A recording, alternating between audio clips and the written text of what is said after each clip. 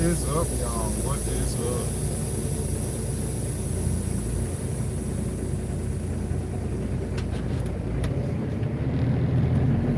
Y'all gonna have to give me a minute.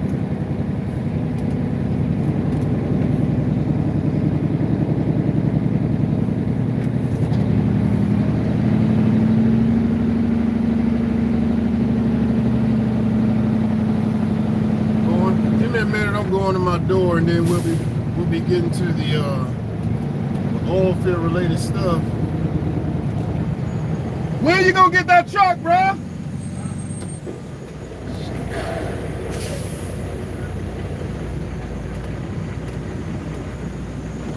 When you gonna get that truck, man? When you gonna get one of these?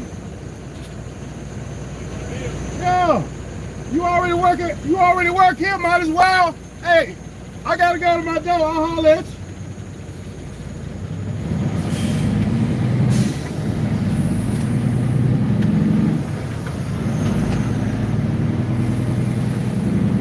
Give me a minute. More than likely, by the time I get over here, old boy should already be in his door.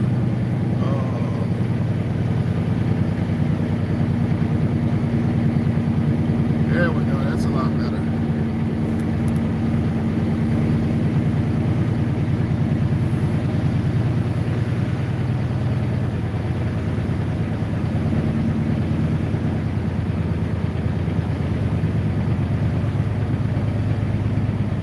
Right where I need to be at, you right where I need to be at, you right where I need to be at. Nope, I'm right next to you, bro. I mean, I'm gonna wait. I'm gonna wait on you to come out the way. I'm gonna go take my paperwork down.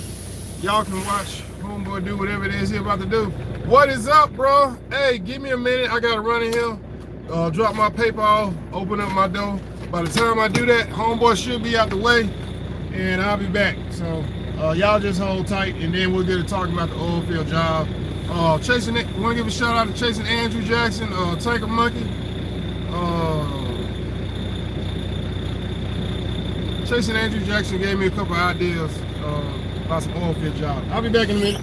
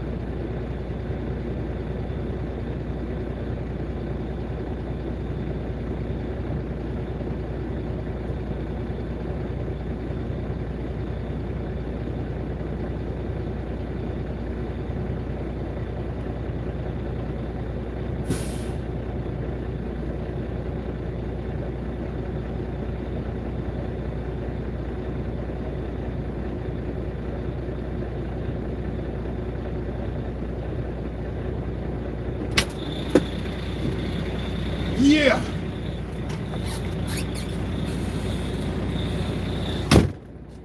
Hold on, just a second. There we go.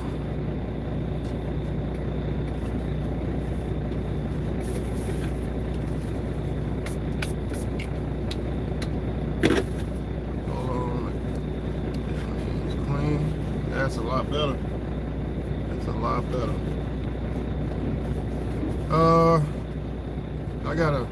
I gotta park this. Give me a minute.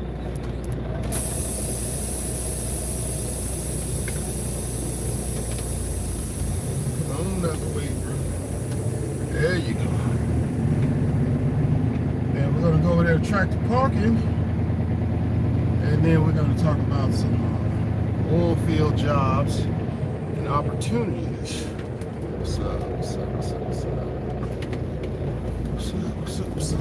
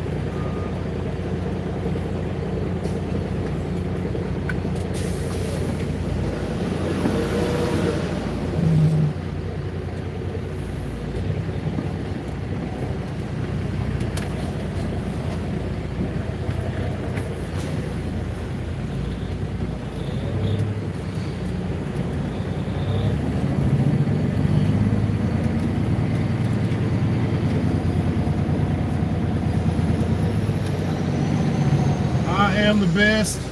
I am the best. Go on by that, buddy. Go on by that, buddy. I know you got to turn around. It's more than likely you going next to 217, which is right there. Come on by, hostage driver.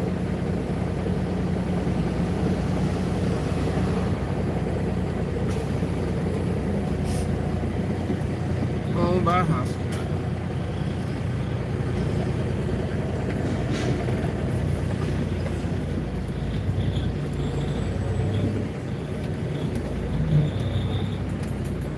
Just a second. Give me just a second. All right.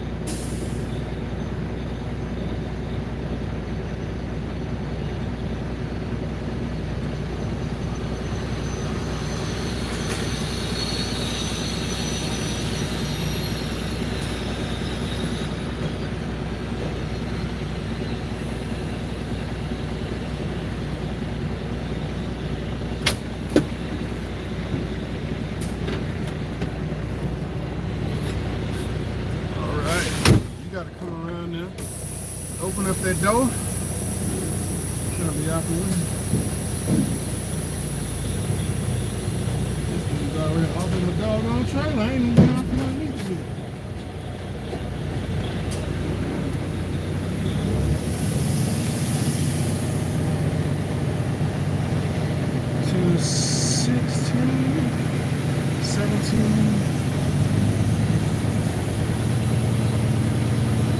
that Freightliner Classic. That sounds like a Detroit you got up underneath there. Yep, that's a Detroit. I can see the bottom of the oil pan.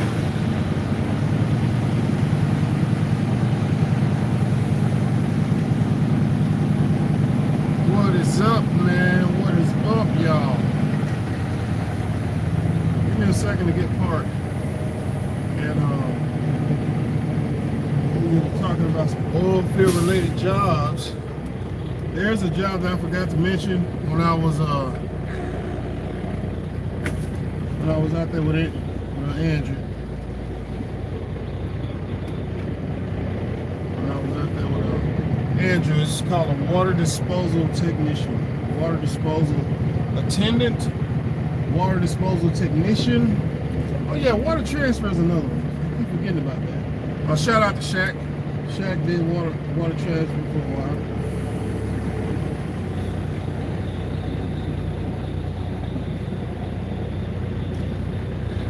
All right, that's done.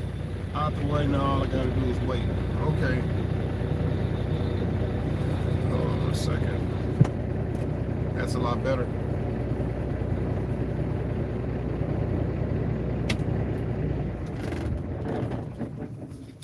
And if it ain't the Pilot, it's the Loves. I like the Loves cups better than the Pilot cups.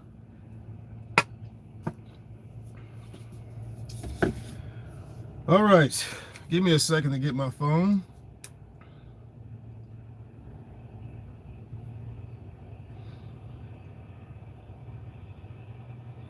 If y'all are looking for job opportunities and you're in the Bakken,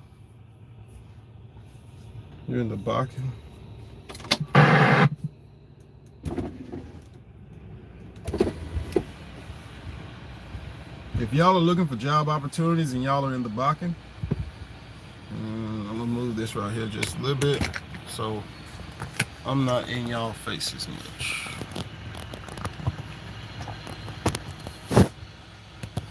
I think that right there is a lot better. Just a second. Yeah, that's a lot better. Plus, if anything happens in front of the camera, on the other side, y'all should be able to see it relatively well. All right, we talking about oil field jobs. I want to give a shout out to Heavy Pressure American Bully. What's up, bro? What's up? Water transfer in North Dakota is not for the weak. No, it ain't, but I mean, oh, who said that? M Hunter. I don't know, man. I've never done water transfer. I know y'all roll out the hose, y'all hook everything up. I would assume they do it the same way in Texas that they do it in North Dakota. We do heat a lot water. We do heat up a lot more water, and there's a lot more tricky stuff to deal with in North Dakota. You can't let that water get cold, and you can't have any low points where that water may sit when it gets to -30. Otherwise, that's gonna shut everything down, because then they gotta come out, take them lines loose, take the ice plugs out if they can get them out, hook lines back up, heat the water back up as hot as they can get it, push it back through the line, and that's what I'm saying. I'm not familiar with water transfer, but I've seen it work. You usually don't need a CDL for water transfer work. I'm gonna go straight off of Employ the Bakken Facebook page. So if any of you guys are up there and you're looking to get into the Bakken oil field, go to Employ the Bakken. You can also go to Jobs ND. They're in Williston, North Dakota. Jobs ND is right there on downtown. If you go straight through downtown, they're I'm headed back out to Oklahoma next week to haul water. Man, I ain't gonna haul water. I'm gonna do something else, man. I'm gonna do something else. Today I'm on my last load. This is it. I'm going to the house. I may stay in Memphis for the weekend. I haven't decided. Once I get once I get this load dropped, I'll be doing my paperwork, and this will be my highest grossing and netting, my highest gross and net since I've been being an owner operator. And of course, I've seen the difference when I got my own trailer. That's the biggest difference that I can see. With my own trailer, yeah, it's absolutely worth it. Whether you're doing reefer, flatbed, or dry van, step deck, heavy haul, doesn't matter. You got your own trailer, you are the entire business all together, all in one. So if you jump off in this, you jump off in the owner operator, whether it be oil field, or whatever part of trucking you decide to get off in, get your own truck and trailer if you can. It's just gonna make stuff a whole lot better. Your revenue is gonna be a lot higher. I try to stay above $3 a mile, and that's a lot easier with my own trailer. With power only, my experience almost running a whole year with power only. I started power only in November. I got my trailer 3 weeks ago, 3-4 weeks ago, and I got my trailer halfway in between. So I came out, I left the house on power only, when got my trailer. Then I started doing trailer loads over my own trailer. It's a different rhythm to it, but I'm running less miles for a significantly more amount. But anyway, title of the video is Oilfield stuff. What's up, bro? Jim Hunter, what's up? Sam, man, what's up, man? Good to have you back, bro. On haul water next week in Oklahoma. Man, let us know what's going on with the Oklahoma, man. That ain't that far from Texas. Water transfer in North Dakota is not for the week. M. Hunter, you made a great point. Yeah, because you're gonna be out there. If something go wrong with that water line, whether they have the aluminum one or they have the neoprene flexible hose on the reel that you gotta roll out, whether it's that or that, because as far as I know, M. Hunter, you have to correct me if I'm wrong. Ain't no insulated water lines running across farmers' fields going from the Poseidon tank 2-3 miles, a mile or more, to the drilling rig, to the frac, to the frac. So, hey, you got to stay on top of your stuff, and that water has to be a certain temperature so that by the time it moves from, and then correct me if I'm wrong, y'all don't have a return line. No, y'all don't have a return line, so that water just goes one way. That's another one.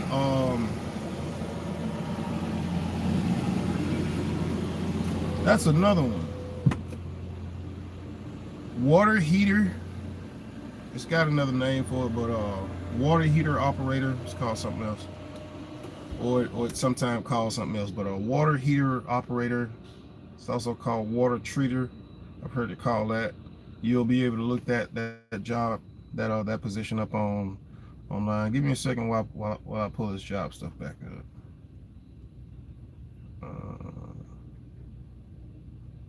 There it is. We're gonna start with employ the Bakken, and we'll kind of go from there. There's an oil and gas event on November 10th in the Permian Basin. I don't plan on being gone. I'll still be at home more than likely when that happens. Focus.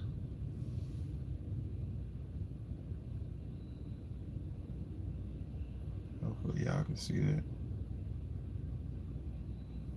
And this is a hiring event, November 10th, 9 a.m. to 2 p.m.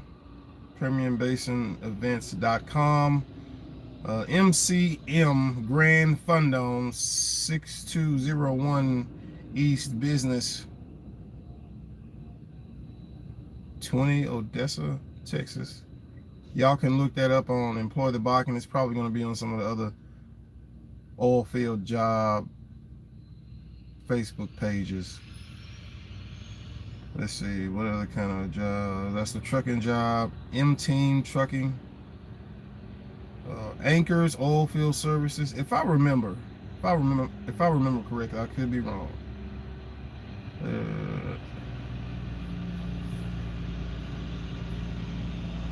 Anchors, come on, man. There we go. Anchors Oilfield Services. Anchors Oilfield Services. Like I said, you can go to Employ the Bakken, scroll down through the list. Y'all will see the jobs and opportunities that they have on here. Let's see. Trans Systems. Trans Systems is a company. I've been told that they'll have work. Do you have any info on in-dump drivers? Keisha Willis, in-dump drivers and in the Bakken in North Dakota, or are you talking about somewhere else? Hold on a minute.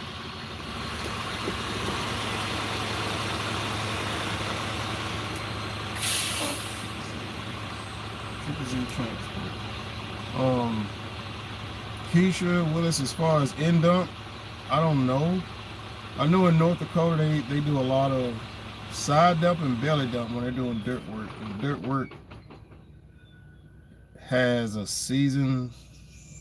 Dirt work is seasonal, from what I'm familiar with up there in North Dakota area. It's seasonal. I think it's April or Mayish till about October, somewhere around up in there. The basin, the Williston Basin. Yeah. April, Mayish till Octoberish, somewhere up in there. Also, when you're doing that, keep in mind that if you get contracted in with them, that's one of them, you come out better having your own trailer because you're getting all of it and they pay hourly. And I was looking into hauling dirt, and was it belly dump or side dump? But I couldn't get a side dump trailer when I was up there. I couldn't find one. The only guy that had one, he didn't want to sell it. He wanted to rent it, and I wanted one to buy. And he had a truck that he was selling with a truck and trailer, and he wouldn't sell the trailer, but he wanted to sell me the truck. I went and looked at the truck. I didn't like the truck. The truck was alright, but the truck would miss. It was a 10-speed. It was a 10-speed, and the truck would miss in 9th gear. Like, I go put it in 9th, and right when it's supposed to go in gear, it wouldn't go in gear. I would rev it up again, and then it would catch the second time. And like, okay, so I slowed back down, seeing that, like, maybe I did something wrong, maybe I misshifted. And when I slowed back down below the RPMs, went back to 8, went back up to 9, nothing. Let off the accelerator, went back on the accelerator, it caught. So I'm like, okay, this 9th gear is going out. What is hauling crude oil in the North Dakota like? I haven't hauled crude oil in North Dakota. I can only tell you from the drivers that I've gleaned information from. When it's good, and you want to go with a company that has steady work. I cannot think of this company's name. It was the one company I was like, okay, if I go haul oil, it was gonna be for them. Because there's a black dude that worked there, and I noticed that they took on the operators, but you would pull their trailers, but you had to have your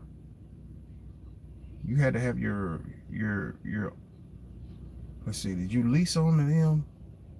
But you have to have your own. No, you had to have your own authority, your own truck. You leased their trailers, but you had to be, you had to do all of their PPE, all that kind of stuff. Damn. Because I can see that black dude in my head, and I can see the white dude. This white dude was always clean. He got out that truck clean. The black dude got out that truck clean. And when it was slow in oil, that would go haul water. And they had the big 240. They had the big 240 crude oil hauling tankers. Damn, I cannot remember what that name is. Somewhere on my YouTube channel. Somewhere on there. Go back. Probably I was at Purity, so this was 16, somewhere between 15 and 16. I'm talking about these dudes somewhere. I can't remember the name of them because I didn't see them that often. Like I would see them, then I wouldn't see them no more. And I'd see them, then I wouldn't see them no more. Because hauling oil is a different pace. It's not that turn and burn the way water is.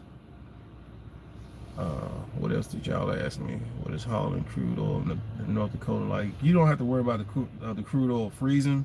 Just in wintertime, more than likely you're going to be shutting it down when inclement weather comes on hauling oil, unless it's something that just came online and they've only got it going to the lac tanks and they don't want to shut the well in, and they want it out.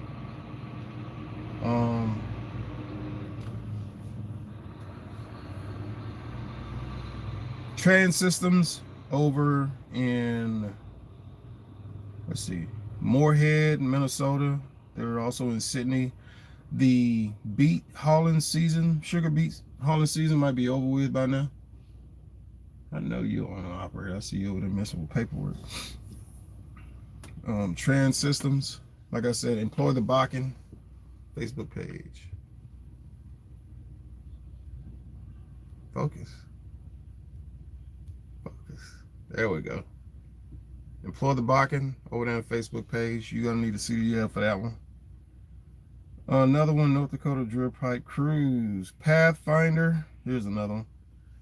Pathfinder. Going to those guys, you can find them and focus. Focus, doggone it. Screw it. Just go to the Facebook page and y'all will see it. Pathfinders drill pipe crew members. What drill pipe crewing is? It's a rather dirty job. It's pretty much manual labor, but it's a way to get in if you haven't found a way into the oil field already. And what they'll do is, whether it's on site or it's at the yard, they'll go in, take the caps off if they have the caps off, inspect it, check it. Whether they check the depth or not, I don't know, but they may check the depth on the pipe, clean out the threads. They may rethread them, check the pipes, and put the caps back on, and blow the pipes out from end to end, clean them out real good to get all the stuff out. Chris said they run this, it's like tool in through one side, out through the other side, into the next line of pipe, and then y'all do that back and forth, back and forth. Think of it kind of like a chimney sweep. Man. Keisha, I've been driving a year and a half, and no restrictions, and I have X endorsement. Not sure if they would train in tankers, but I'm interested in getting my own truck eventually. The Bakken and West Texas is on fire right now. Matter of fact, my old company, hold on a second. Wait before y'all go somewhere. My old company is hiring. Hold on a minute, y'all. Hold on a minute. Where are they at?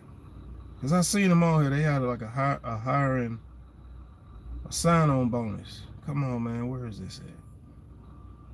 I was just look. There it is. And I got some Purity Oilfield videos. I'm gonna tell y'all something about Purity y'all don't know, but y'all gonna find out if you go to work there. Some people have found it out the hard way. Some of us were like, hey, you know, man, they ain't gonna do you like that, bro. They ain't gonna do you like that. Like, yeah, they might do you like that.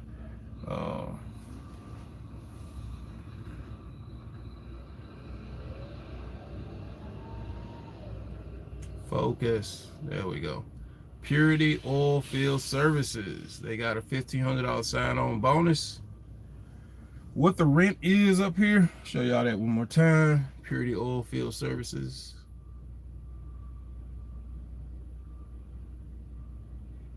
Y'all can apply to them online. I don't know if they still have paper applications. 4 weeks of paid time off, 8% 401k match. We're gonna talk about that. Major medical, dental, vision. Now, if Purity still has that same insurance that they had when I worked there, Ain't too many companies beating their insurance. I'm telling you, unless they giving it to you for free. And when I say that, I mean they giving your health insurance, dental and vision. Either you getting it for free or you getting it somewhere close to that purity rate. Because I'm telling you, I know people that have worked there for longer than they wanted to just because of that insurance. And when I worked there, my insurance was like $35 for the month, and everything was included. It was the medical insurance, the dental, and the vision.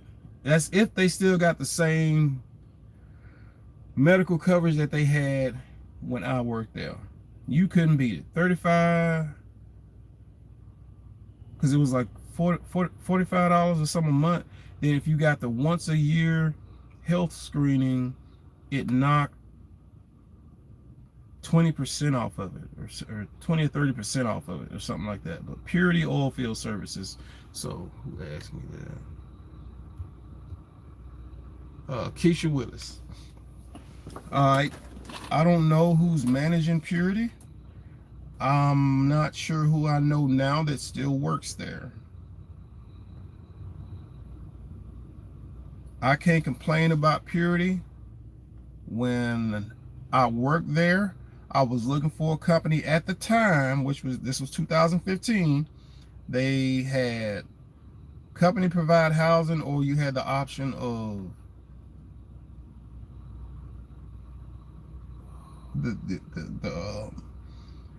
the housing allowance.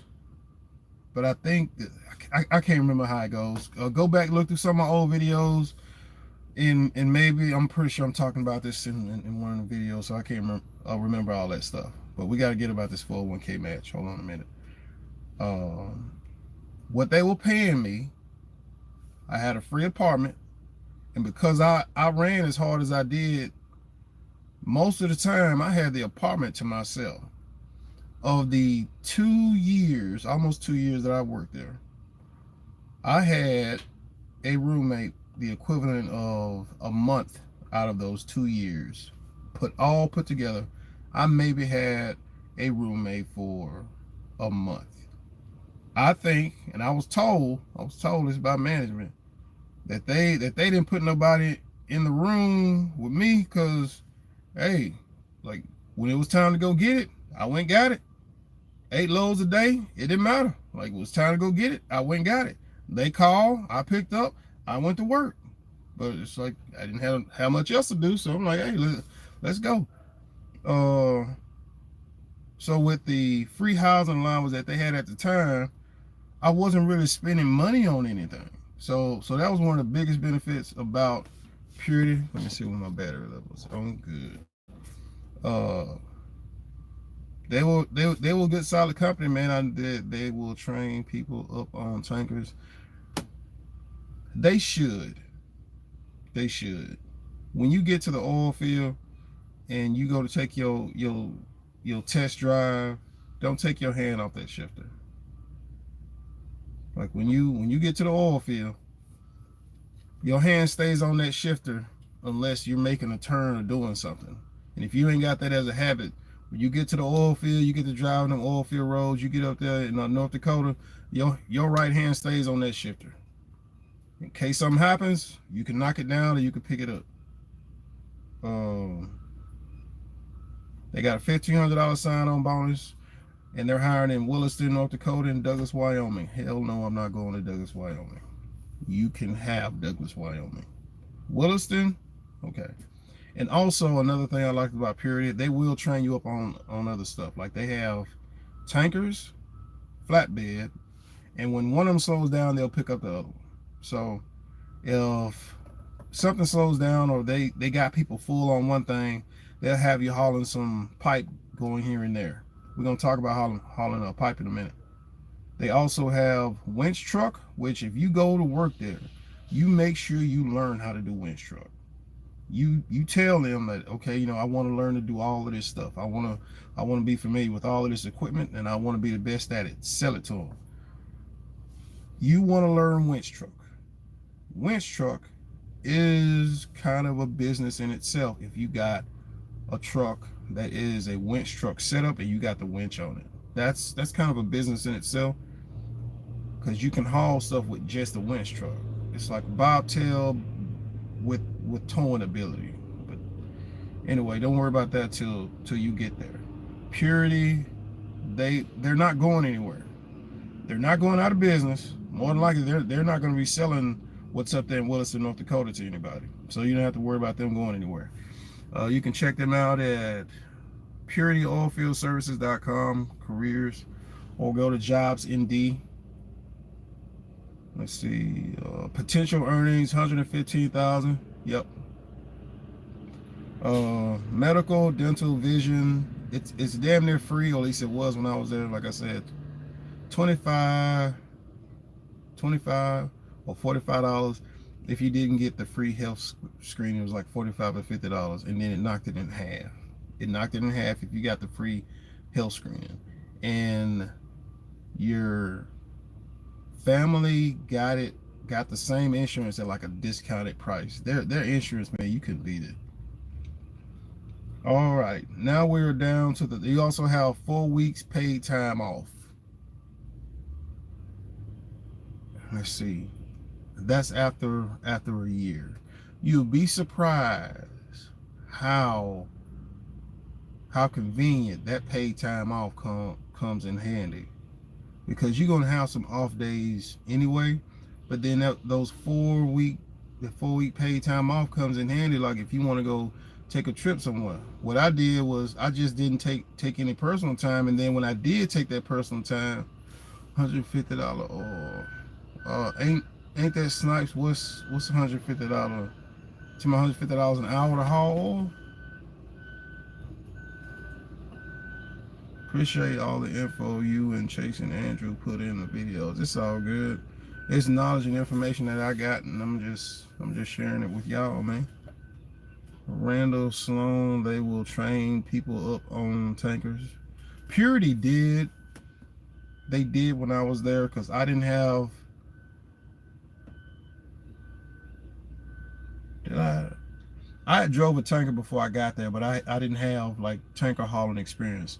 Since we're getting into that, let me finish telling y'all about the 401k. That 8% 401k fully invested after 4 to 5 years. I'm just gonna be real with y'all. They probably ain't gonna tell y'all this. When it comes to that 401k match fully invested, it's 4 or 5 years. I'll have to talk to Nick about it, because I don't remember how. I think it was 4 to 5 years. When you get to your 4th or your 5th year, they probably gonna try to run you off. I'm just keeping it real, plain and simple. When you get to your 4th and 5th year, they're gonna be looking for a reason to run you off. A few people have made it that long. Most of them haven't, because as you got to that 4th and 5th year, something would happen. Somebody would call and say that you were speeding down a dirt road, or something, and they would say, hey, you know what, we got a call on you and we're gonna have to let you go. So keep that in mind if you go work at Purity. If they're still offering the fully invested after 4 or 5 years, when you get to that 4th or 5th year, they're going to be looking to get rid of you. So just keep that in mind.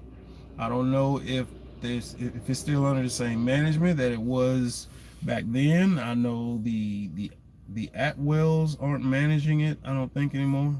I think they went back to Missouri or Arkansas or Texas or something. So I'm pretty sure it's under new management. They may be doing things differently, but I learned that when I was there.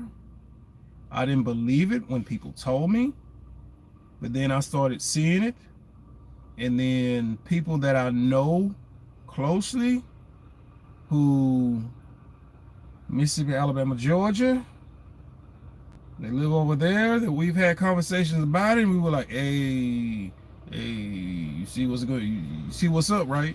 You see what's up, right? Man, Nick, I gotta come over there and holler back at you, bro, man. Nick, I wanna holler at you before. I'm gonna wait. I'm gonna wait. I'm gonna wait. I'm gonna go over there in Texas. See what's up. And I'm gonna come back over here and holler at you. But yeah. That 401k, that's one thing about that. So be prepared if that happens. So put your time in.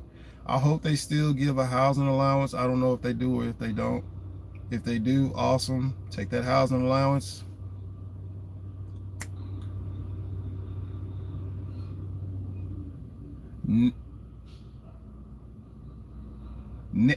Next home and I think it's Next Home and Golden Properties in Williston. It's right next to Baja Motors. Is it Next Home or Gold? I think it's Golden Properties. But anyway, it's the same place because I was gonna rent an apartment from them. They have the lowest rates for apartments in the Williston area. When you come into Williston from the south, when you come in Williston from 85, you come into town, you take the in-town truck bypass route.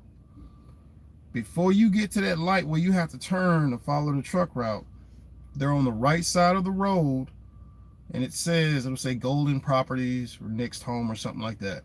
If you see Baja Motors on the right, you went past it. If you see some silos close to you, you definitely went past it. But it's right there on the right. And they have the best rates, or at least they did when I was up there in the Bakken, and I haven't been back up there yet to check recently. Some of you guys that are up there could probably let me know. Keisha Willis, I hope this information helps you. $150. Ain't that nice? 150 oil. What are you talking about? An hour for oil, or is that the 150 a load for company drivers? Anyway, that's my insight on Purity Oilfield Services. I can't complain about the company because they paid me for the hours that I worked. Their insurance worked when I used it, and they gave me company housing, a bunch of coveralls that I still got. I've got a pair of them coveralls in here. And they also introduced me to Purity, is where I found out about these gloves right here. These blue gloves. If anybody who don't know, if you don't work in the oil field, homie, ain't too much really beat these. Ain't too much really beat these. They ain't insulated, but they thick enough to where when I was hauling water in the winter, I wore the yellow inner, which are the insulated ones. Those are the ones I wore in the wintertime, and I still got some at the house. I keep them gloves on deck no matter what. When I worked in frac, I had them gloves. When I worked in coil, I had them gloves. Them gloves will not let you down. They're puncture resistant, chemical resistant, and they last long as hell. Anyway, let's get back to the oil field jobs, which is the title of this video. This is what a hydrovac is.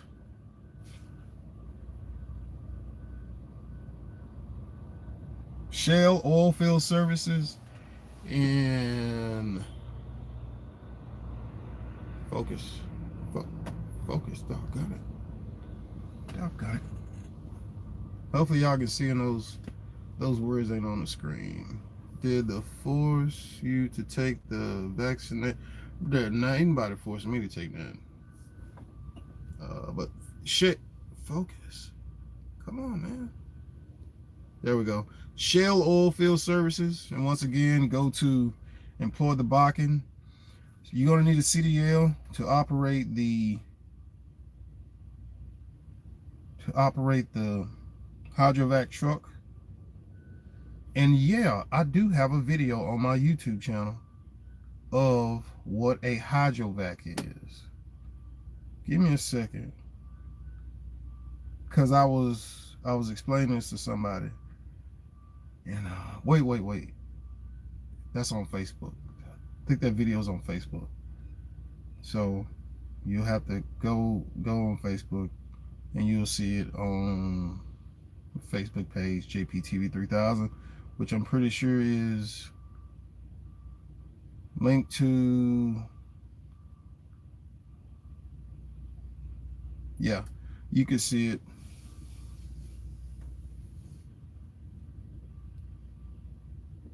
And you just go on JPT. Anyway, y'all get the point. I'm trying to keep this video oilfield job based.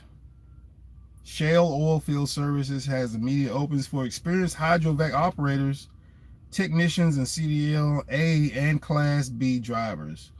We continue to experience a tremendous amount of growth throughout our operations and are looking for great people to join our company. And it's got its phone number on there. Employ the Bakken. Running Horse.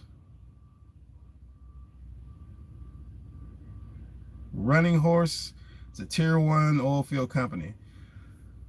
I'm tired, y'all. I didn't get like 3-4 hours of sleep, and I'm waiting on them to finish unloading my trailer. Tanker Monkey can tell y'all more about tier 1, what that is, how that works. So, but tier 1 is a reservation company. It's an Indian company, and it's Running Horse. One thing I can tell you about Running Horse: when it's good, it's good, and Running Horse will run you. I don't know if they do 1099. They may or may not.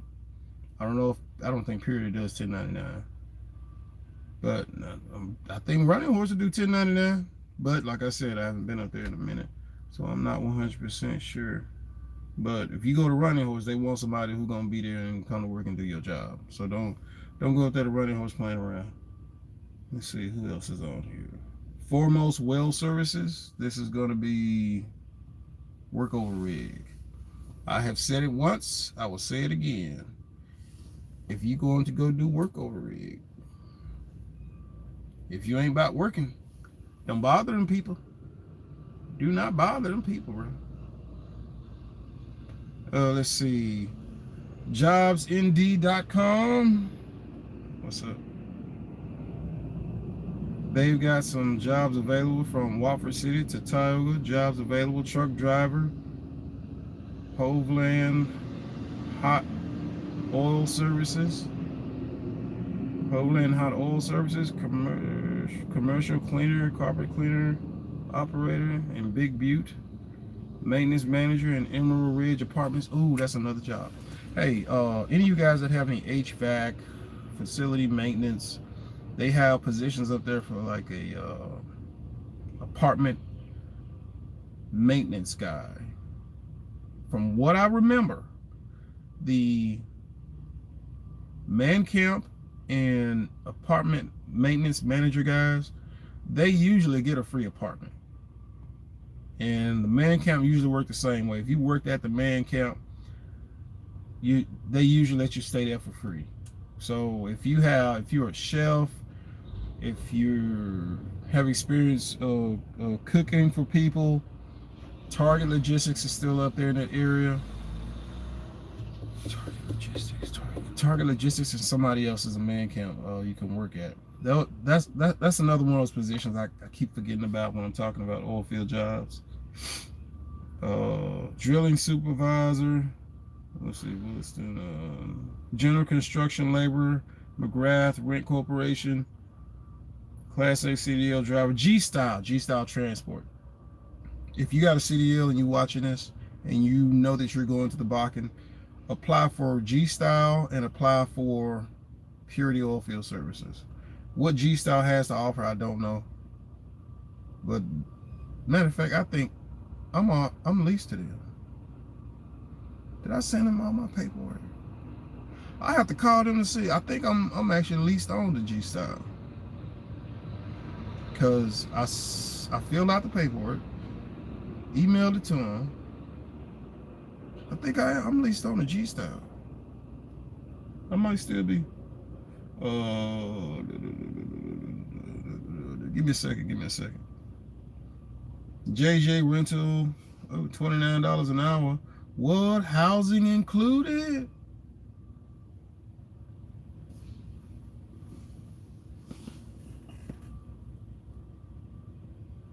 It says housing. It says housing included. Like, stop playing around. And it is J&J Rental. I don't know what they do.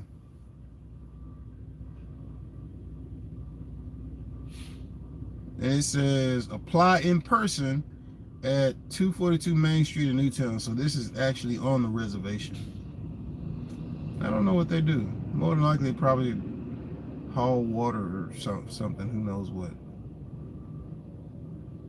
Foremost Well Services. We talked about them. Look for experienced painters, sandblasters. Walker City, but you will be painting and sandblasting in our shop in Newtown. Willing to start ASAP. The company's looking for owner operators in the Bakken. That's somebody asking a question. High Plains Transport is looking for owner operators.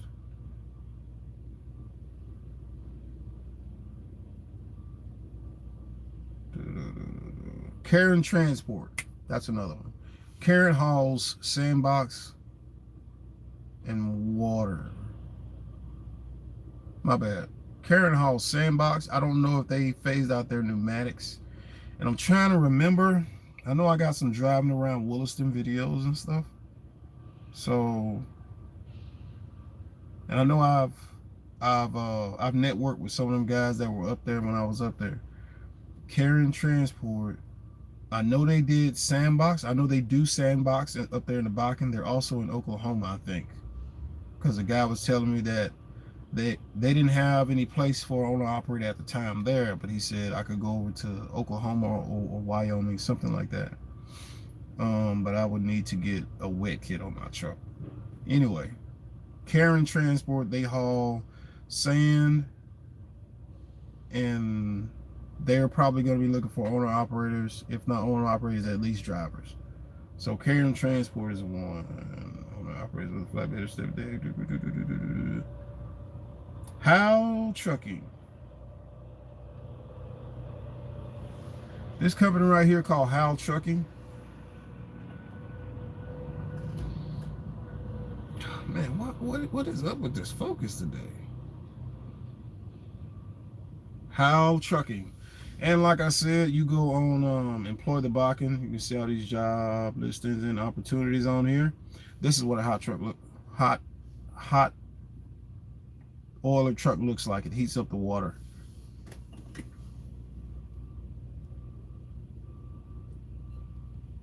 And because I'm doing this on the live video, I can't send y'all stuff of how it works. I have to go back and find that video on my hard drive if I got that somewhere in here. But they run the water through coils, and they'll either pull the water from a tank and run it directly like that, or he'll go fill up his tank and then he runs it through like some coils that has natural gas on it, and it heats up the coils, turns on the burner, and then that pushes it back into the tank. Once the water gets to a certain circulating temperature, they've heated up the water to whatever temperature that the company man or the engineer wants the water to be. So that's what a hot oiler does. They heat up the water. They may do some other stuff. I know they can also pump, like they can pump chemicals downhole. I've also seen them do that, where they would mix the chemicals brought in from third party with the water, heat up the water to the temperature and push it downhole. But some stuff they can't do, like they can't take dirty water, so they can only pump fresh water through those coils and pump it downhole. And some chemicals can go preheated, some chemicals have to go post-heated. It just depends on which it is. CT Logistics is looking for owner operators to haul Sandbox. We can provide Sandbox chassis and also frames for step decks up there in the Bakken. CT Logistics. Focus. CT Logistics. So did they force you to take the vaccination? I am not even answering that because I just go do something else. I don't know who's forcing anybody.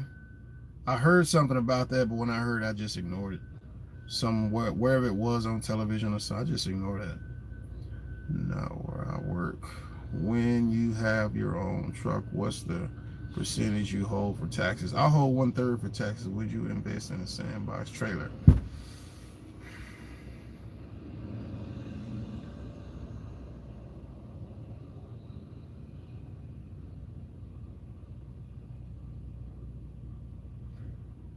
Would I invest in a Sandbox trailer?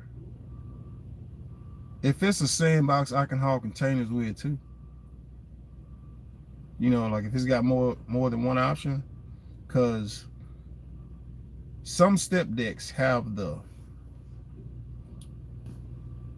have these things that come up that you can put those sandboxes on. I figured if I bought one, it would literally be worth zero. I could have said that. Hey, if you can, if you can haul other stuff with it, like if it's a container and you can put, let's see, if it's the, what is that, 48 foot, would you be able to get haul two of those on there or one in the middle? I don't know how that will work. But if you can haul containers with it, yeah. But if all you could do is haul, hold on a minute. Let me look at this picture for a minute. All right, like what old boy got. Like he got the step deck. Hopefully y'all can see that. Focus, man. Damn, come on.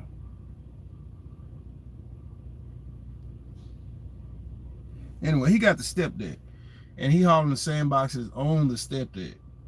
And I've seen quite a bit of that when I was up there in the Bakken. Because at least with the step deck, when sandbox slows down, you know, just boom, they could just go pick up something else with the step deck. Are you in Williston? Nope, not in Williston at the moment. But I got to get back up there because we're getting ready to go in November. And it's supposed to get cold. And I want to go up there, network, talk to some people.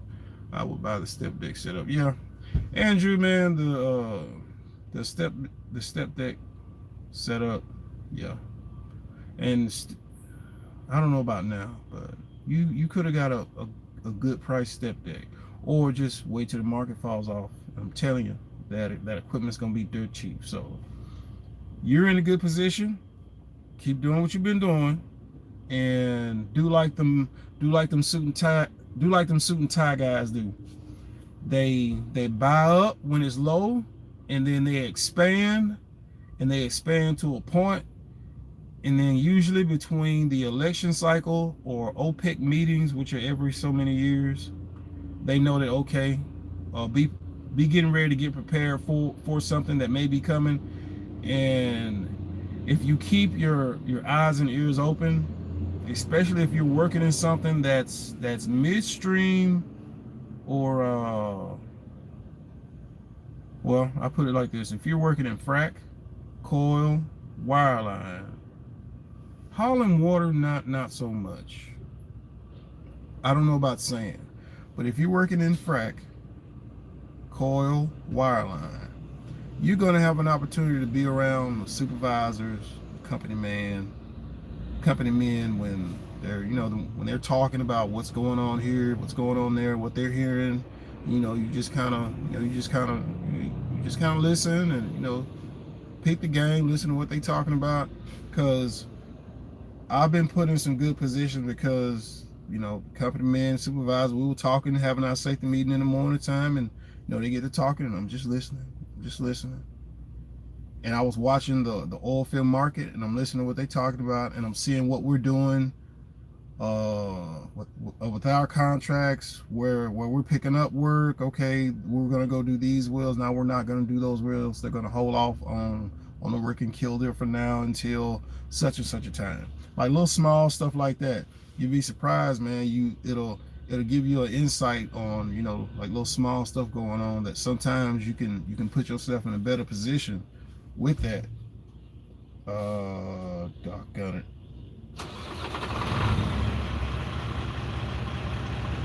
Man, I know you ain't got unloaded before me, bro. Hold on, give me a minute. I gotta go back to the job stuff I was looking at. And I gotta get back to y'all comments. Precision, completion, and production. All right. Let me get back to those comments for a minute. I would buy the step deck. Yeah, really, the step deck is the best long term, because I thought about one of those container things, because I wondered, like, okay, could I haul Sandbox with it too? But then, okay, so it's Sandbox containers, that's really all I could do with it. At least with a step deck, you can even get some vehicles on a step deck if you get the ramps. And if you get the aluminum portable ramps, you can move those ramps from the back to the upper deck and get you a vehicle up on them. So if you somewhere and you go to an auction, and depending on the height of the truck, Andrew, your flat top, you could go pick up another flat top, and I think you would still be under 13.6 if you got a step deck. Don't quote me on that, because they may be step deck with, I don't remember the size of those small tires, but something like that. The small tire step deck.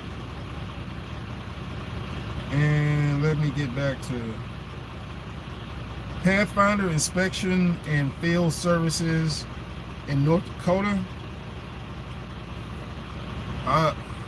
You have to go look them up. I can't remember what they do in the oil field. If you're a welder, now's a perfect time to get into the Bakken, bro, because when we get to this time of year, I probably talked about this in some of my other shorter videos, but I may have never talked about this in a live video. In the Bakken, they have hiring seasons: fall, spring. Every year, people that have went through winter, they come out of spring. Okay, I'm done, I'm going home. So you have a hiring opportunity. Also have the job fair around the same time, and you have the new people coming in who didn't want to come in during the winter. So that spring job fair is for that. It's for that balance of people leaving and people coming in. You get around through summer, you go to fall. September was when they had the most recent job fair. September is when they have the fall job fair for the people who are leaving, who are not going through another winter, and the people who are coming in who are deciding that they're going to go through the winter because it's the best time to pick up job opportunities, and they see that you're going to work through the winter and it's your first winter going through there and you've never been up there and you're not from up there. They're like, okay, you're pretty solid if you're going to come in here and work your first winter. We've had a lot of fires this year, this summer, if I'm not mistaken. We've had a lot of drought. So I don't think, no, the fires came early. We caught all the rain. So it may go the other way where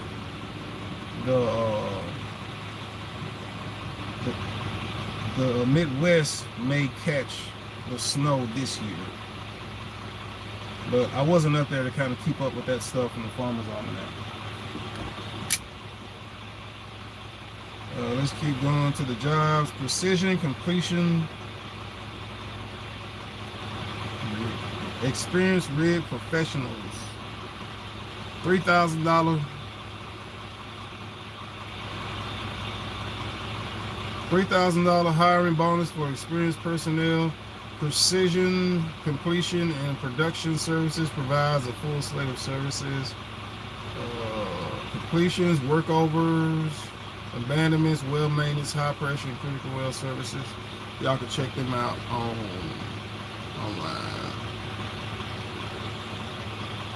Hold on, I'll get to y'all comments in just a second. And that's completions, well services.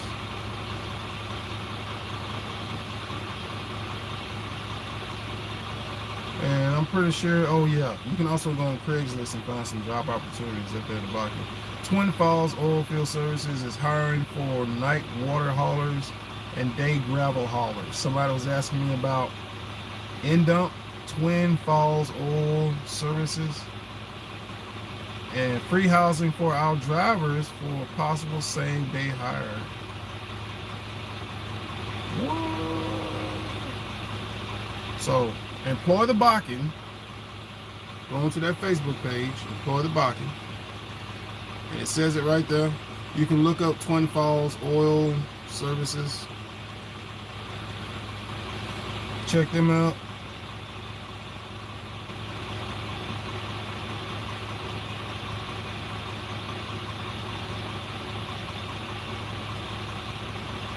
Magnum Cementing.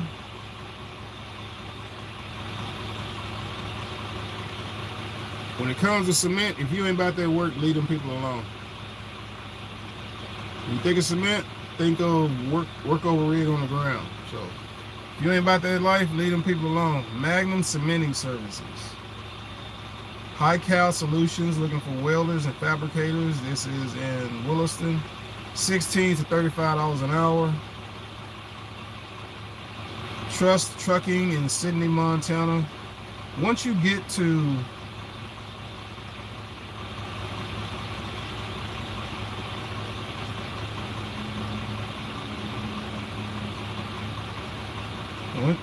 once you get to Williston, you go over to the Job Services. Go to Job Service North Dakota. Look up on their focus. Look up on their website, Job Service North Dakota, Williston. And so also for you families that are going up to Williston, they have other opportunities, you know, for like if your spouse wants to work, you know, there are different opportunities, including Walmart. They're like other little small mom and pop places and stuff like that, so that you can have two incomes coming in, or just, you know, if the old lady wanna work, and you go right over there. And cash wise is usually always higher, but make sure you go on Job Service North Dakota Williston. Their website is going to be the most up to date as far as what's going on in the Bakken oil field. They stay on top of it. You can check with Tanker Monkey on his YouTube channel, and he's growing his content, doing more. He'll also have some information for y'all. Y'all can check him out on Tanker Monkey on YouTube, and I think he may have another website, so y'all can check him out on there.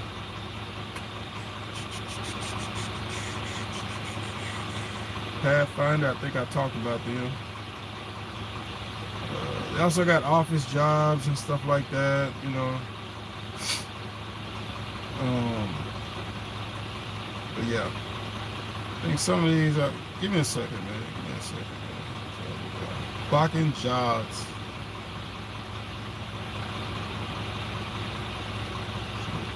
Anyway, but yeah, what questions and stuff do y'all have now that we got time and they ain't called me yet? Randall Sloan, it was good to catch you live. I've gotta get out and unload. I came to the Bakken based on the info you put out. I've been up here almost 2 years, and it's the best career-wise I've done. Randall, you hauling water, oil? What's up? You know, what you out there hauling, man? And can I, like, does it let me leave comments on here? I don't know what adding a moderator is. I don't know how that works. Put users into remove report. Chase and Andrew Jackson, you still?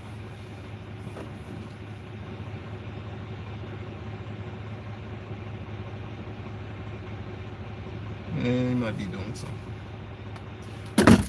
What did you say? What did you say a minute ago? I looked down and stepped back. But yeah, what you asked, are you still in Williston? Not right now. I'm not still in Williston. Las Vegas. A trailer with no box. A trailer with no box. You better off getting that step deck. Just plain and simple. That, I mean, like if you got the resources to just go do it, you still better off getting that step deck. I figured if I bought one, it would literally be worth it when I go to sell it. Where you have your own truck, what's the percentage of you hold out for taxes? The percentage that I hold out for taxes, I subtract 1/3. My taxes aren't going to be that much, but I subtract 1/3 anyway. So I do it by thirds. Yeah, 30%. 30% for taxes, 30% for any and all expenses for the week, and 1/3 I keep. Period. It doesn't even matter what it is. 1/3 is what I keep every single week. So there's no maybe, if, kinda. I'm always gonna be over whatever it is. Like this week. Like, come on now, y'all need to come on here no more. This trailer ain't quit playing. I ain't trying to be here all day. I want to go back to sleep. Even though hanging out with you guys is awesome. Yeah. I want to look at this. What I've made today, Saturday. I'm not gonna find another load to load today and get off today, because that's how I do all of my paperwork, is from midnight Sunday to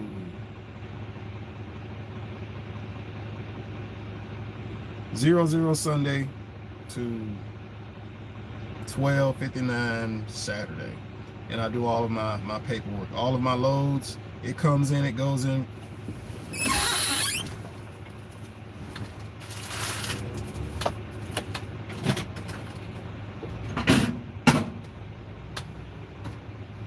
Hold on a minute, man. I want to heat my coffee up.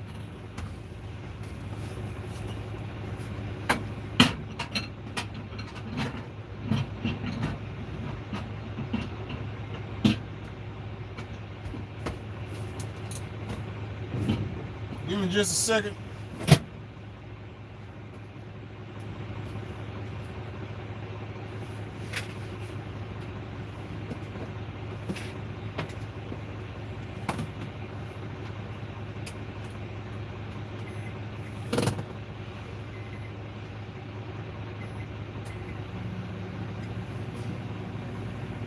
But yeah, give me just a second. I want to heat up my coffee. These right here will keep you from having an accident. The Kettle Roast Giants sunflower seeds. If you can find them somewhere, awesome. These suckers are the best, and they do the least amount of damage to your teeth. That salt will eat your teeth up. And these have 75 milligrams of salt, which is like 20%, 50%. It's a lot less than the other one. The only other second brand is the Chinook sunflower seeds, and they got like 80 milligrams of sodium. But I just try to leave that sodium alone, man.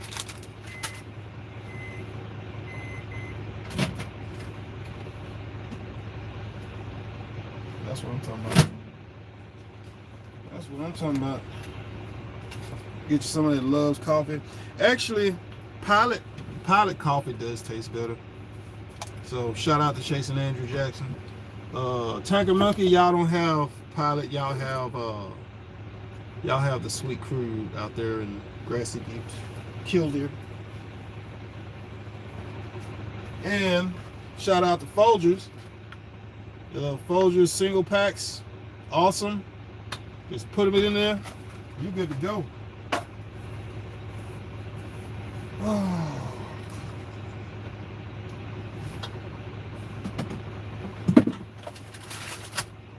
This is what I went back there to get in the first place. We were talking about 1/3 and stuff. All right. What information can I not show you on here?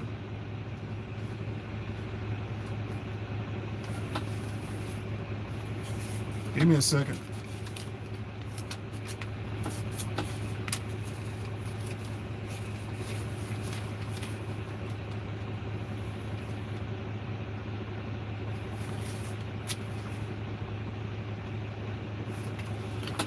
Because this is what I'm going to be doing today. I'm going to be... Some stuff I can show y'all, some stuff I can't. My gross, right there. My deductions for fuel, repair $493. Expenses, buying stuff at the truck stop and whatever else, came to $373. Tolls were $100.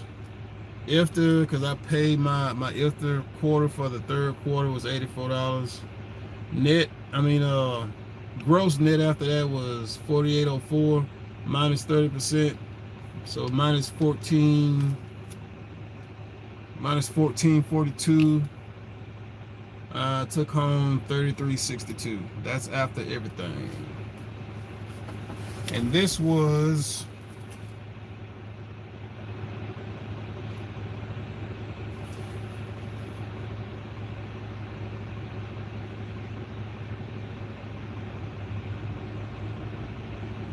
actually 2 weeks, because that weekend, I'm pretty sure it was the weekend, I went out to West Texas to holler at Tracy and Andrew Jackson, and I missed some days doing some stuff up in here. Yeah, sure did. This is when I drove back. Arkansas, Texas, Tennessee, Pennsylvania, West Virginia, Maryland, Virginia, North Carolina. Then I drove back from over there because I couldn't find nothing paying what I wanted, coming in the direction that I wanted. I drove back over here. Tennessee, Virginia, yeah, went up there twice. Okay, but anyway, and then I got my gallons for my IFTA, which this will be my fourth quarter for my gallons and all that kind of stuff. Yeah, man. So I write all of my stuff down, keep track of it, and I do that just because I want to go through the mental work of doing it. It would be easier and convenient to do it electronically, but this first year I've already made my mind up. I'm just keeping up with it by hand, by receipts, by actual stuff, and that's how I'm gonna do it this first year. Plus, when I do all of my calculations for everything, like, I got it, it's right there. There's no I have to go back and go look at something. I can just open my book up. What other questions y'all ask me? What would you recommend, North Dakota or Midland, Texas? I'm fixing to go find that out. As far as jobs go, if the Bakken is offering housing, the Bakken. If North Dakota's offering housing or paying the higher equivalent of what you should get from working in the Bakken Oilfield, hands down. I'm fixing to go see what's up over here in Texas. I'm fixing to go see what's up. Then I'll be like, hey, I'll let y'all know. Jeff, what's up, man? Jeff, I may not even worry about it. If you can get it done today is Saturday, I'll have to text you again about it. If you can get that done, great. If not, I may just end up moving my company to either Texas or North Dakota. I'm not going to worry about it. If you can get it done, great. If not, I'm just going to move everything to North Dakota or Texas, one of the two. But right now, everything is still in North Dakota. And I don't have any problem keeping it that way. I've got 2 companies in Mississippi anyway. So I've got enough stuff to keep up with already. I don't need to have another one. But if I do, everything will be kept at the same place. That way it's easy to keep up with. When I do my taxes, I'll have all my paperwork in the same place and then just lay everything out on the table and go through it like that. So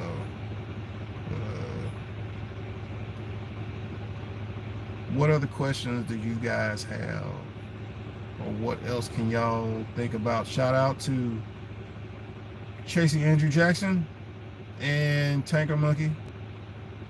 I'll also go through. Shout out to Chantal Espilat on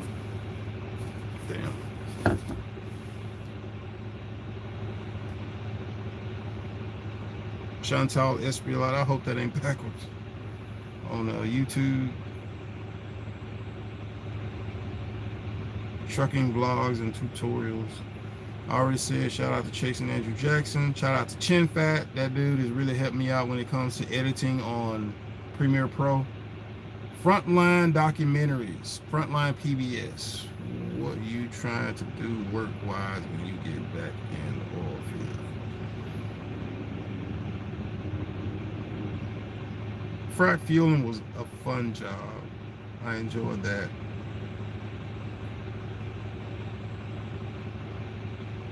Frac fueling was fun. Frac would have been fun if I was younger. Trucking is always an adventure. There's only a couple things. There's only 3 things. I've said this before. 3 things. One of them's frac fueling, because it was a fun job, fun thing to do, especially when you work around on good quality people. And I started out frac fueling. It was me and Jeff, and once me and Jeff, hey, bro, it was on, bro. They already knew. If me and Jeff was on location, everything's done. Everything's done. Shout out to Jeff. Jeff is on my YouTube channel way back. If you go look back in 15 or 16, you'll see some videos with me and Jeff. Or there's a video with me with some royal blue coveralls on and an orange hard hat. The dude that gets in the truck with me is Jeff, and me and Jeff did frac fuel. And we ran them hours up. We did 12s, 14s, 16s. I don't know if we did any 24s. We may have. But, we would just take turns sleeping. And then when they were down, somebody would go out and check and just do a round checking to see what the fuel levels were, if they were going to be down for a minute or doing maintenance. And then we would just take turns. So frac fueling is great when you have somebody with you who you can work together as a team. It makes the job fun, and it makes the day go by, and it makes working just an awesome experience. I've never done wireline. Getting my crane license would be one thing that I would come back to the oil field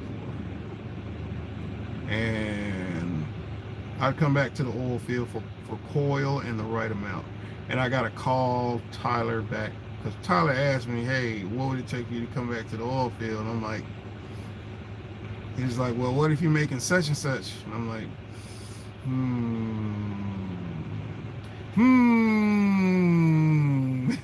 like, when he said that, I'm like, I had to think about that for a minute. Because that's the one thing I still, like, I'm not over that yet. I'm not over working in that part of the oil field yet.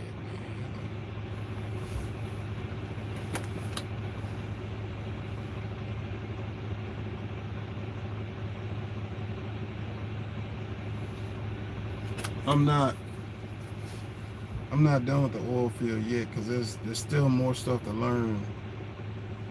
And chasing the money is awesome. It's cool, but it doesn't fulfill me the way learning stuff does. Like learning how to do stuff. In 2021, I can let go of my CDL I can let go of my CDL in 2021 and never pick it back up again, according to my oilfield knowledge and my oilfield experience. Outside of having to drive equipment out to location, I could not have my CDL and still do good. It took a minute to get here though. It kind of took a minute to get here. What is some of the other stuff y'all asked me? By the way, would you recommend a manual or automatic truck in the oil field? A manual, you're gonna tear that automatic up. Stay safe. I'm looking to make a move the first of the year. Then James Haley, make the move, bro. Make the move, because more than likely you've been thinking about it. You've been thinking about it. You've been thinking about it. You've been thinking about it. Make the move, man. What kind of move are you talking about? You talking about what kind of move are you talking about, man? You talking about getting your CDL move, James Haley, or you talking about going to the oil field move? What you talking about? Sam, I am. What's up, dude? Sam, you over there in Jamaica? Or you over here? Coil ought to get back in the oil field. To the oil field. Sam, James Haley, you come out to the oil field now. If you can pay your bills up, this is my philosophy. Got to get the money while gas prices are high. Are you looking at the comments right now? Like, yeah. Like, hey, look at the live comments right now. Look at what that statement is. Hey, you see what this man said right here? This man named Chase Andrew Jackson. You see what he just said? What he just said is what my mind is at right now. I own my truck, I own my trailer. I've already seen what's in the oil field. I know what's there. This right here is secure. This is secured and bolted down. So since I know I got this, it's running, everything's running good. Today's Saturday. Y'all gotta give me a minute. I gotta call Truck Pro. Truck Pro. I came up with an issue. With the issue with my truck. And give me a minute. I came up with an issue with my truck. It's got an oil leak from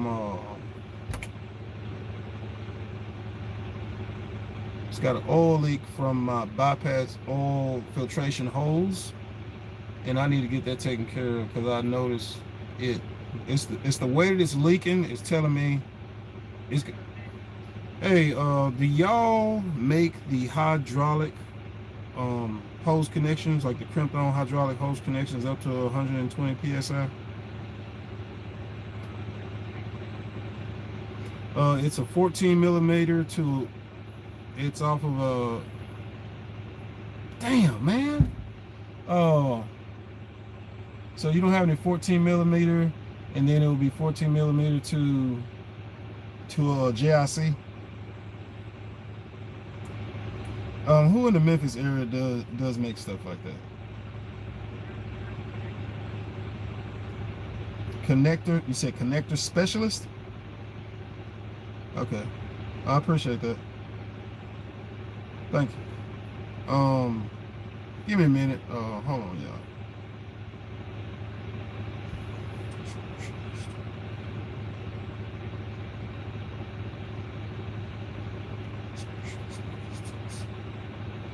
Because I need, if I can get this hose today, that'll be great.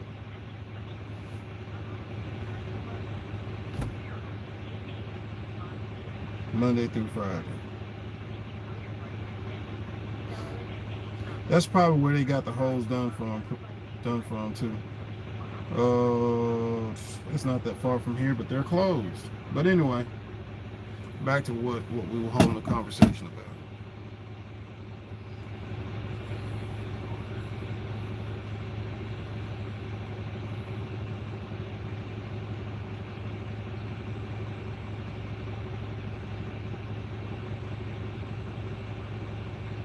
But yeah, James Haley, you talking about the oil field, bro? If you James Haley, how much driving experience you got? Like, how much driving experience you got? Do you have the financial resources to pay your bills up like 3 to 6 months? That's my philosophy for making a.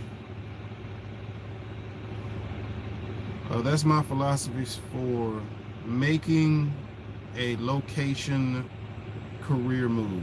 Like the first time I went from working a regular job, having never been driving trucks, living in Mississippi, to driving over the road trucking, I paid my bills up 3 months.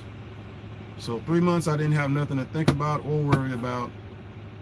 And then by the time I came home off of them 3 months, I had made some money, and then I paid everything up another 3 months, went back, hit the road again. So that's my philosophy. If a person has the ability to do that, or if you have low overhead. If you have low overhead, or you can pay your bills up 3 to 6 months at a time, do that. That way, when you get out to whatever it is that you're going to go do, all you're focusing on is making sure that you make back that money that you spent, pay yourself back for that cushion, and then save it as much as you can in between that time. I tend to do stuff that way because bills are out the way.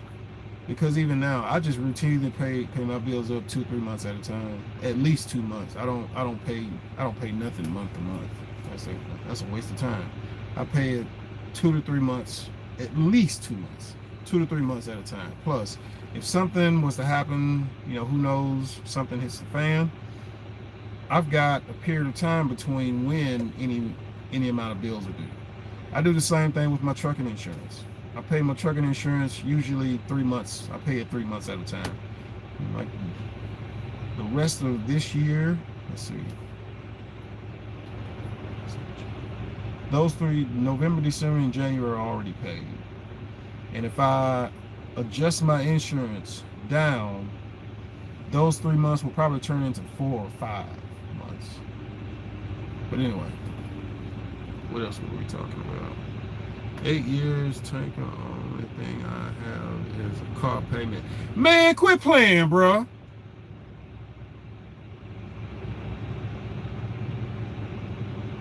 James had to quit playing, bro.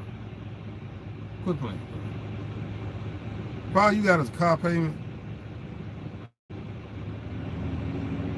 This is just me talking. If all you got is a car payment, let me back up and make sure I read all of what you're saying.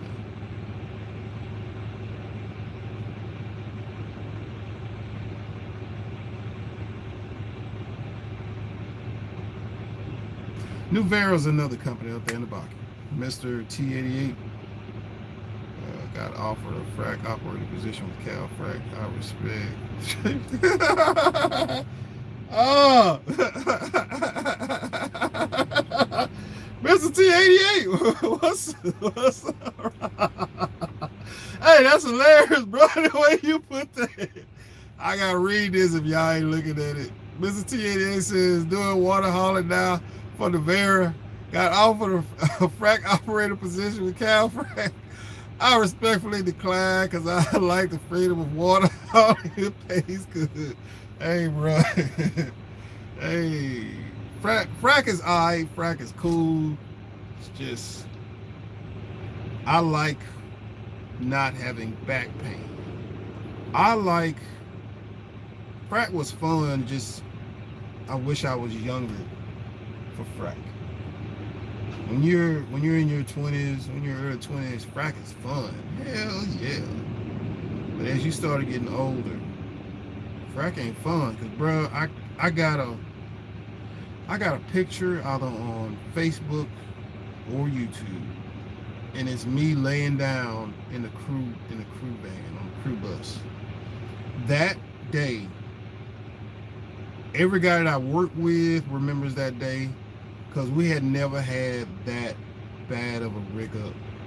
Where we came in, they had put all the equipment in place, and they didn't put together none of the iron. Everything was in place. Everything was where it needed to be. The water hoses were already run. The only thing they didn't touch, none of the iron. So there was nothing else to do but the iron. And we spent an entire day from morning to the time we got off work rigging together iron. From the blender, everything from the blender, in between the pumps. I can't remember if we had a missile at the time. I don't think we had a missile then. We were just going straight iron. We were going 3-inch to 4-inch on the ground, 4-inch up to the wellhead, and the wellhead was 4-inch also. So we had to assemble the 4-inch wing to wings to go on the wellhead.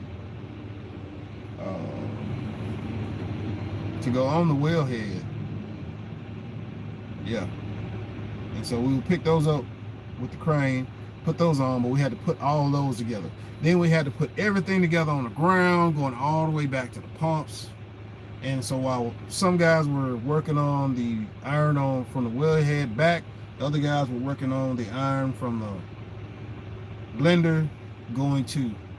And by the time we got here, it was the middle of the day, and it was hot as hell because we were trying to hurry up and do as much as we possibly could, so that we could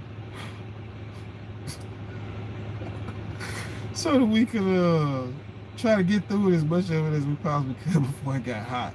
But in the middle of the day, like we're like here, we're trying to finish the rest of it. Hey, frack is fun, man. It is. It's gonna have its moments where you're like,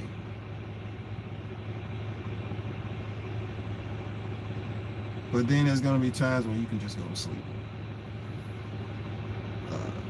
James Healy trying to find a cab over if you got any leads. I don't know nothing about a cab over. I thought about a cab over, but I've heard too much stuff about the ride of a cab over, and anything that has to do with the ride is more than likely going to prematurely use or wear on my back. I don't want nothing to do with anything that does that. I like the International. It's a great truck. The ride is garbage. The ride on this truck is garbage, but one of the guys on the International Facebook page said that to make the ride better, you have to go from the steers to the back with an alignment and having everything adjusted from the front to the back. And he said adding airbags instead of shocks in the front. I think I saved that on Facebook so that I can go back and look at it again. He said that was the biggest difference, was getting everything aligned from front to back, and then having everything adjusted from your airbags and all that kind of stuff.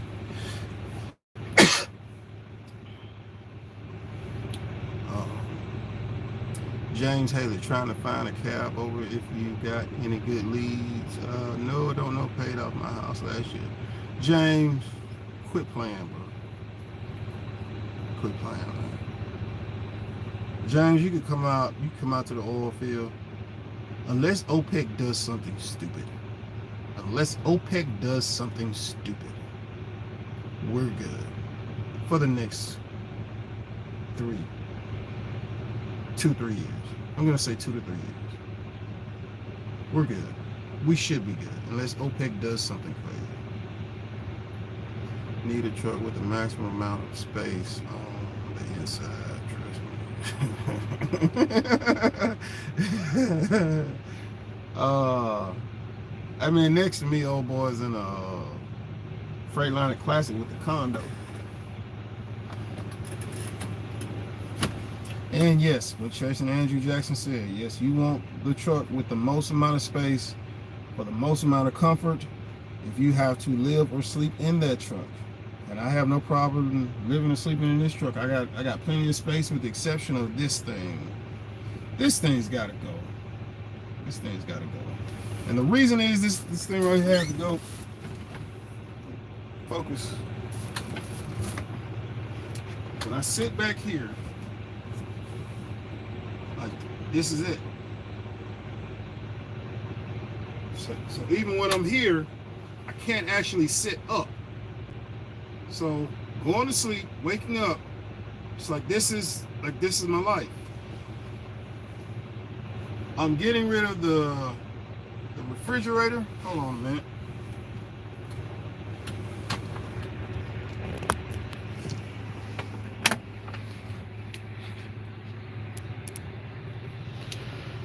Go back.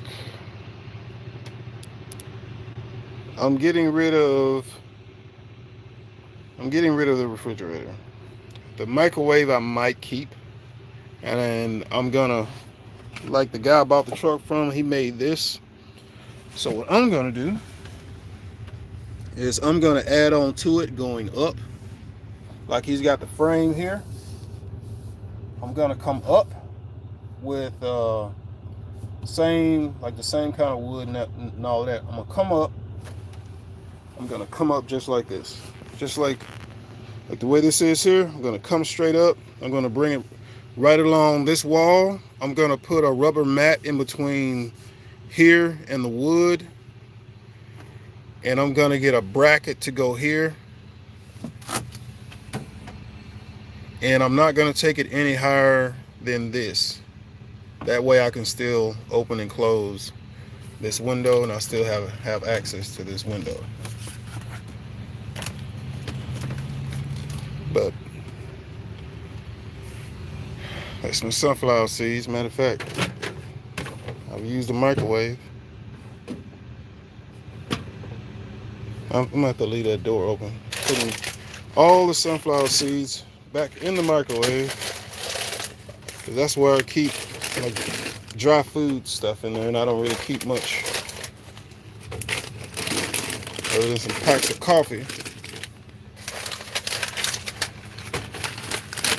And sunflower seeds is really all I keep in there, because for me, sunflower seeds allow me to keep those wheels turning, man. If it wasn't for sunflower seeds, I wouldn't be able to do it. Coffee only gets me so far. Leave that open. I keep that right there to blow out my trailer. And if you ever get one of these, make sure you get the 12 high output battery. Make sure it's the Milwaukee. Make sure it's the actual Milwaukee battery. Those cheap knockoff ones, they're garbage. Keep my bag from laptop and travel. I brought my tripod with me this time. I didn't have it with me when I was out there with when I came out there to West Texas. Also, I've got two of these. I've got the one like this, so kind of use it as a handheld for the cell phone and stuff. And I got another one of these, but it's like a heavy duty one. I keep the other phone with the external I use occasionally, and I keep a spare cup just in case. If I forget, throw the other cup away, I got a backup cup. I had one of those metal ones, but you can't put those in the microwave. But yeah, that right there is getting changed out. I'm taking the refrigerator out. I'm gonna build like a wood cabinet and shelving that'll be something like this, you know. So it'll be like, and I want to be able to take everything that's up here, including my printer, and I want to have everything here and here, and I want this right here up. If anything, I want to have cabinet space that comes this way, like where this wood thing is, like that space. I want cabinets so I can sit some up here, sit some over here, but this space right here in the middle where I can sit up, I want that, and I'm gonna have it. If any of you guys own the International 9900, y'all know the ones that have the wraparound shelving. I'm pretty sure I could take this off and it mounts onto it. I'm gonna ask some guys that in the Facebook page and see And of course, dirty clothes go in there. And that is pretty much it. That is the retour of the truck.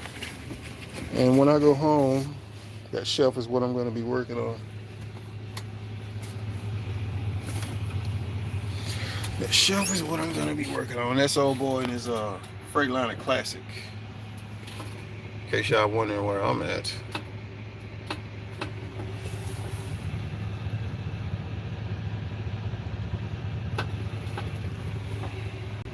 But anyway, let's get back to some oil field talk.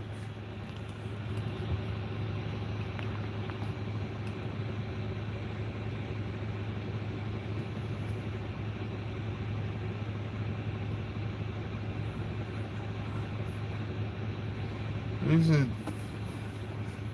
James Haley, don't worry about the super sleeper, bro. You can get you a good quality truck. I don't know where you're located at. Some trucks you get better deals on them in different areas, depending on where you are. What else were you saying? Don't worry about the super sleeper. Need a truck with the maximum amount of space. Chasing Andrew Jackson is 100% right. The most amount of space for the right comfort.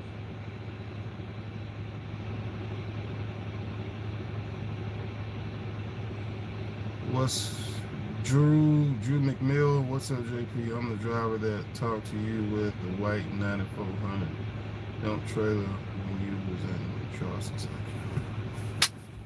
Dude, what's up, man? What's up, Drew McMill, bro? Hope everything going good, man. You out there making money.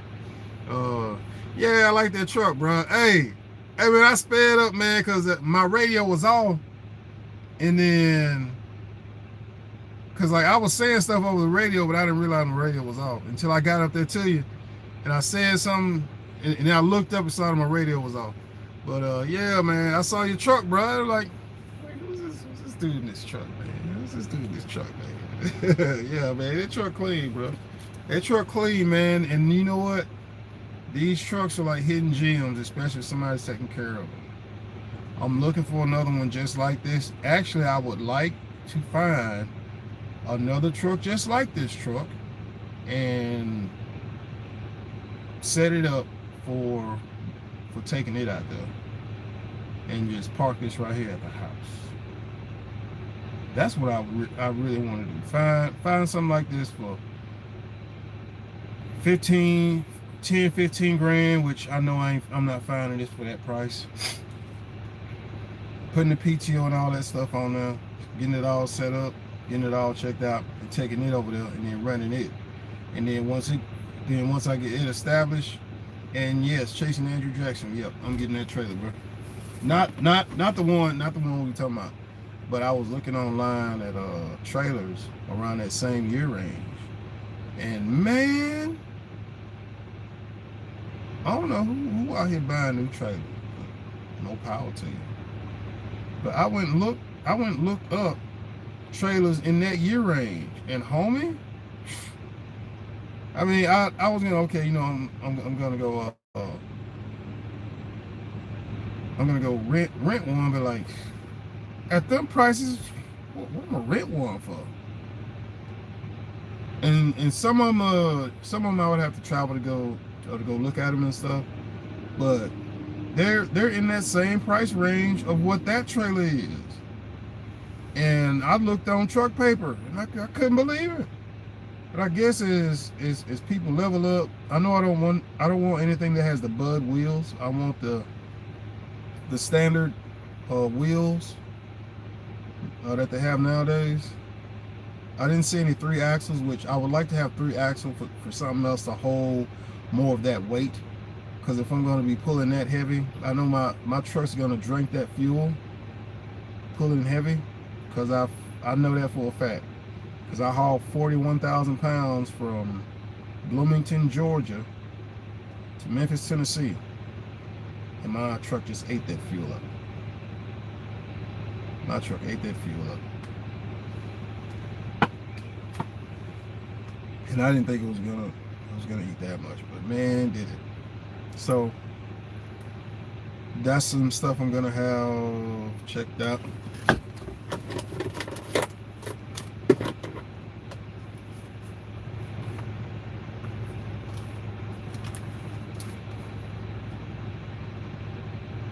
That's some stuff I'm gonna have checked out.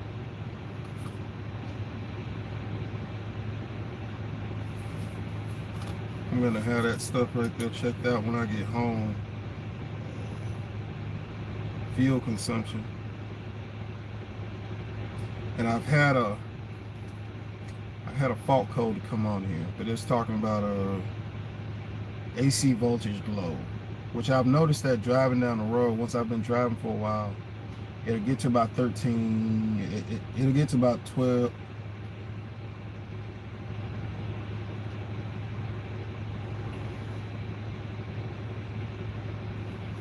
It'll get to about 12 and a half. It's stated. It'll just sit there.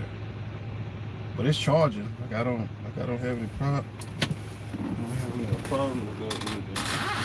So it's charging good as far as I can tell. It's just once I've been driving, it'll get down there. It's still in the green, so I'm all good with that. Fuel consumption, hydraulic hose replace.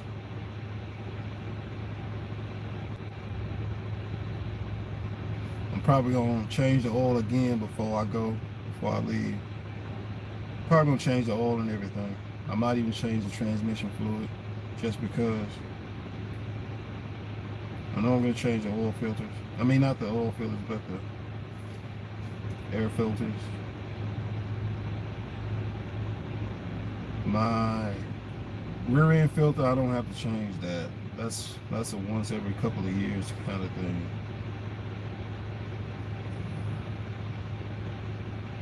I'm trying to think what else.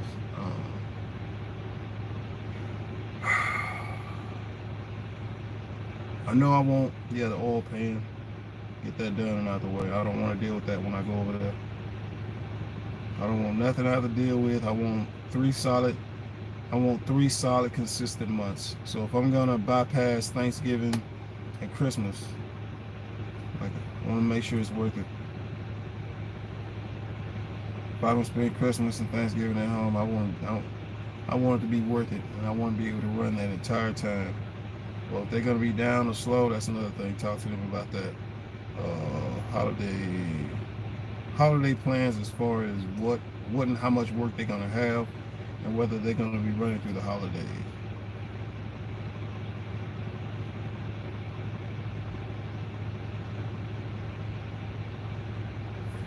What else did y'all say here in the comments? Yep, cause Andrew, old dude told me that he got a trailer for rent or for sale. I went and looked at the trailer, and I'm like, this trailer's been painted. And I got to walking around looking at it, I'm like, man, this is a steel trailer, man. So I ain't supposed to mess with that.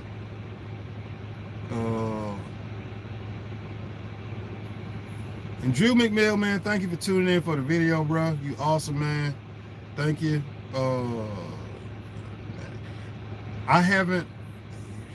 Well, yep. Chasing Andrew Jackson. Yep, that was a price range. It was about right in the middle of that. We bought the truck for 10K 3 months ago. Hey, Drew McMill, yeah. But you know what, man? Over there where you at, these trucks tend to be cheaper.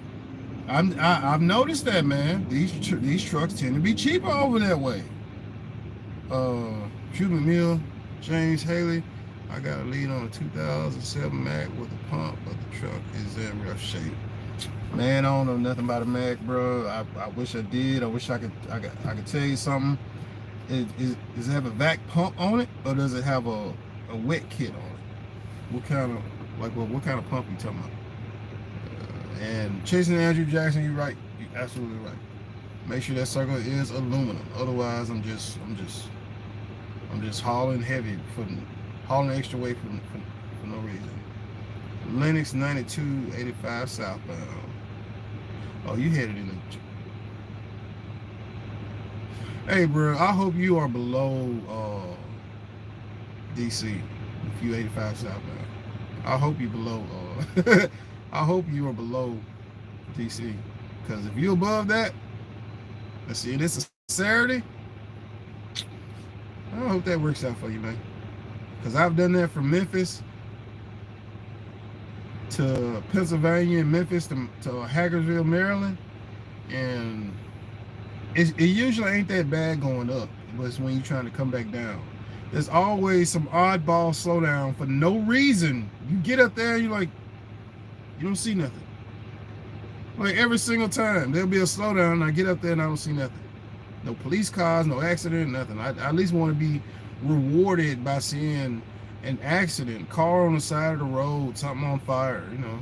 At least make it worth that time. Let me go back up to the comments for just a second.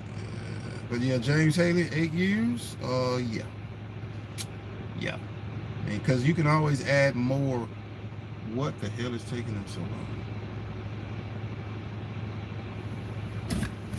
Y'all ain't called me yet or nothing. It's like 11 o'clock. I've been here since 8. That's one thing I don't like about coming up here in Memphis, man. To this place right here. Sometimes you come here, it'll be an hour. Might be 2 hours. And sometimes you get here, it might be 6 hours. But coming out of here, the loads coming out of here are usually paying better, especially going from here to Pennsylvania, here to Florida. So it's like, hey, no big deal. I'll wait. As long as y'all pay me what y'all supposed to be paying me. Let me get back to these comments. Doing water hauling now for the bear. Mr. T88 got offered. Yeah, you said you got to offer that frac job. James Haley, you should be able to come out here. Hey, if you're not sure about it, I don't know what James Haley. I don't know what your situation is, but you are a CDL holder, and as a CDL, 8 years, it says 8 years, tanker, only thing I have is a car payment. You got 8 years in tanker, you can go wherever you want to. But if you are content, James Haley, if you are happy, James Haley, and you are content, and you are satisfied, and you're accomplishing your financial goals, if you're good where you're at, there's nothing wrong with staying where you're at. I've still got some more fire. I still got some more gas in the tank to go. I still got some more gas in the tank to explore and go for. So that's why I'm going to go do it. I still got some gas in the tank to go back to the oil field and work a job that involves less driving and more physical labor. So I've got more left in me to go do, as long as I'm not getting hurt or injuring myself, or it's something that's wearing me down. North Dakota, the job, coil tubing is what I was doing. Coil tubing never wore me down, but the combination of the Bakken lifestyle and coil tubing did. I can do coil tubing until I'm in my 60s. I can do coil tubing for a long time, because coil tubing is work, but it's not like back-breaking work. It's not, it's not that kind of work, and you can do it for a long time. I think wireline is somewhere along the lines, but I've never done wireline, but I've seen what they do. And I'm like, outside of when they're,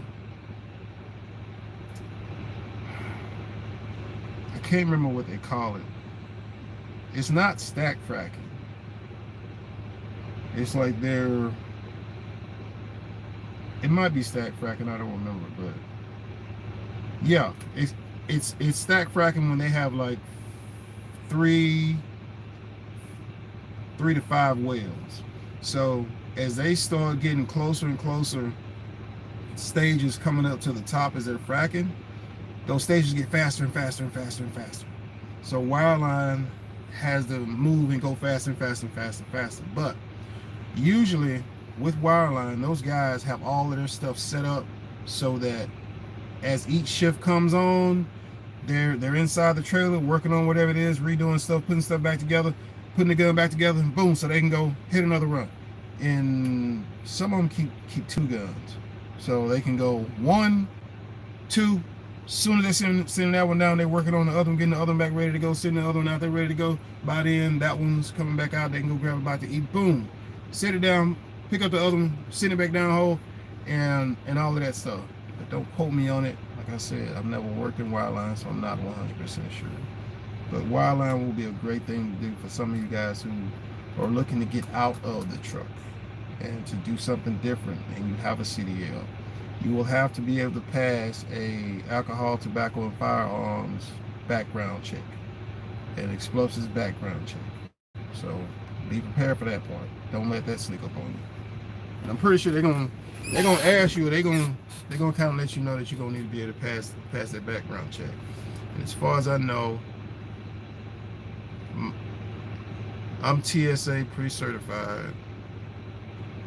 I am TWIC card, so I know I will pass the background check with my TIC. Jeff! What's up, man?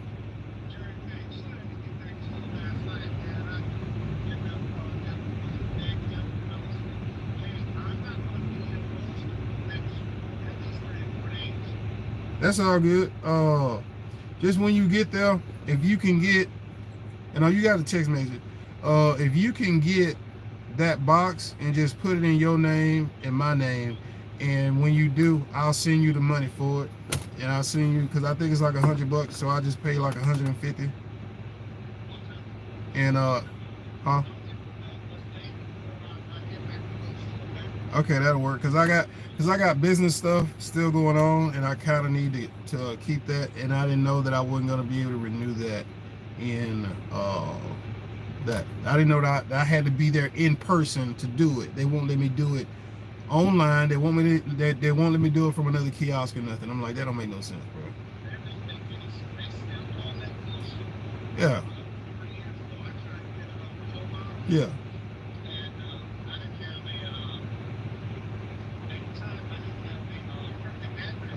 Because nobody does.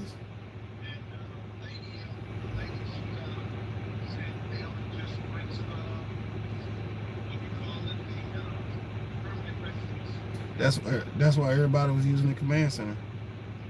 yeah. hey, I did too.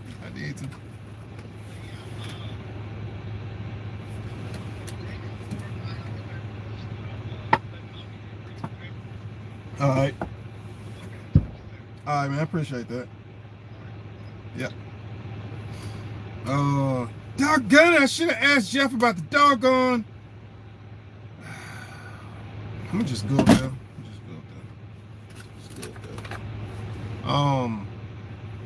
What was I last talking about?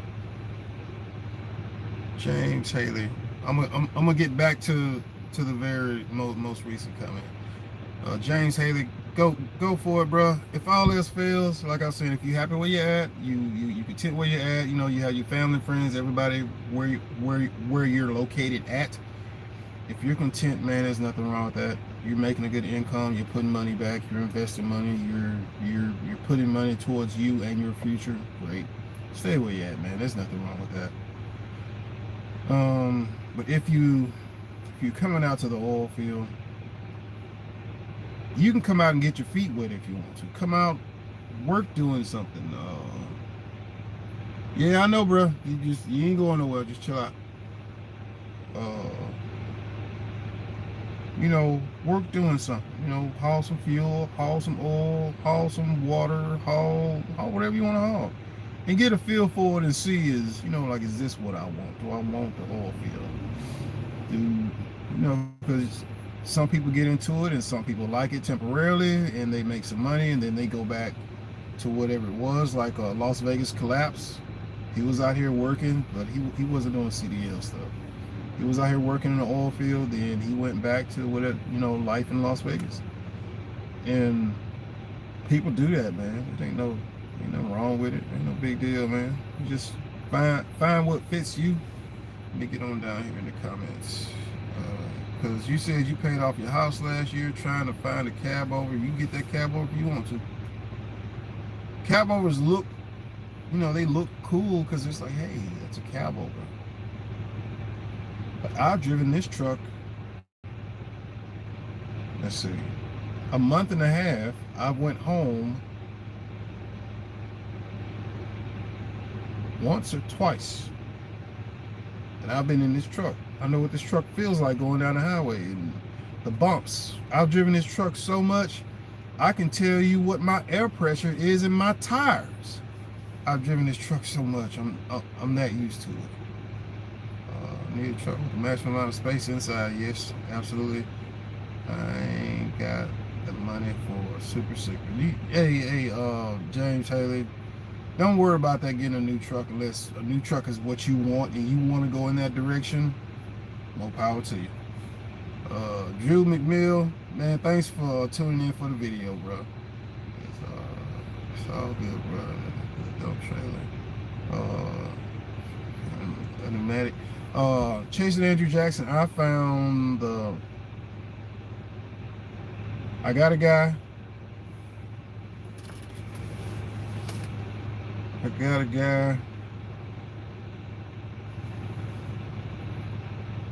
I need to call him, tell him, so when I get to the house, he can have all that stuff ready so I can drop my truck off. So give me a minute.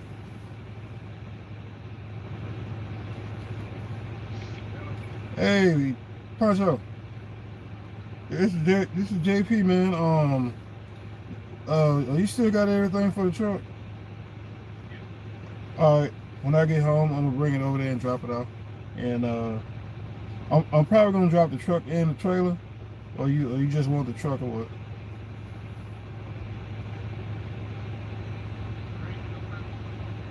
Huh?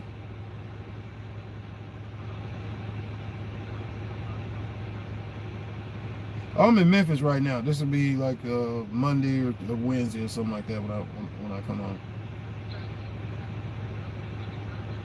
Okay. All right. That was the biggest thing. Yeah. Yeah. And pretty much what we talked about, and with that, yeah. And yeah. And I'll probably get an oil pan to have y'all do that too. But I'll probably have to order that. But we'll talk this coming up week.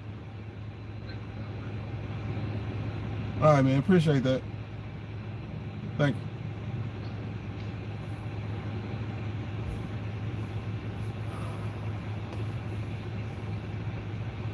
Today's Saturday. They're closed.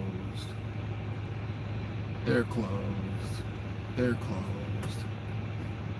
They're closed. They're closed. Okay, back to what we were talking about. Getting back to the comments. But yeah, I got the blower set up. I got that part taken care of.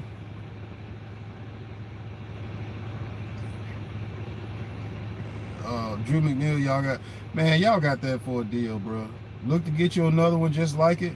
I can't remember. You said yours got the Cat, the Detroit, or the Cummins in it.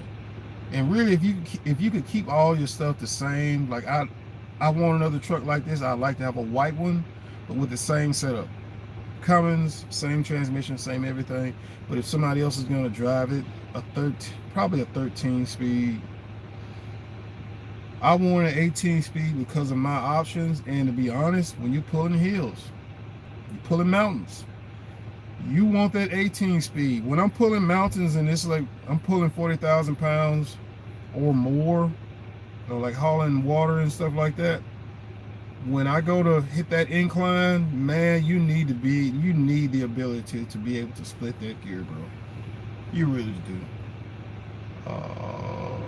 Jimmy Mill, yeah, we got that truck for 10K. You can't beat it, bro. James, I got a lead on a 2007 Mac with a pump, but the truck is in rough shape. I'm just not familiar with the Macs, James Taylor. And just make sure the trailer is aluminum. Absolutely. 85 southbound. Linux 92. James Haley vac and wet. Okay, so it's got the vac pump and a wet kit. On the truck, a vac. Okay, a wet kit powered vac pump versus the drive shaft vac pump. Okay, I see what you're talking about. And you know what, James Haley, that wet kit is gonna make you more money. That wet kit's gonna make you more money because you can do more stuff with that wet kit. You can hook up and plug into different attachments and trailers because you got that wet kit.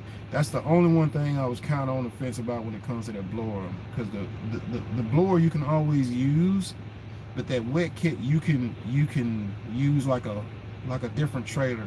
You can use one kind of tank trailer, but then you can also use any implement trailer. You can jump a frac pump with a wet kit, but it would have to be a heavy duty wet kit to jump off that frac pump. I don't know if they use the regular ones or if it's all the same. In Charleston area, 94 is easy to come by. Man, you said that, bro. I'm gonna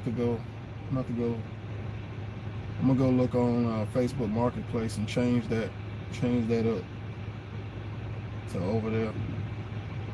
Cause that's one thing I noticed when I was looking at some stuff over there, and I was seeing some stuff. Where'd you say? You said Charleston?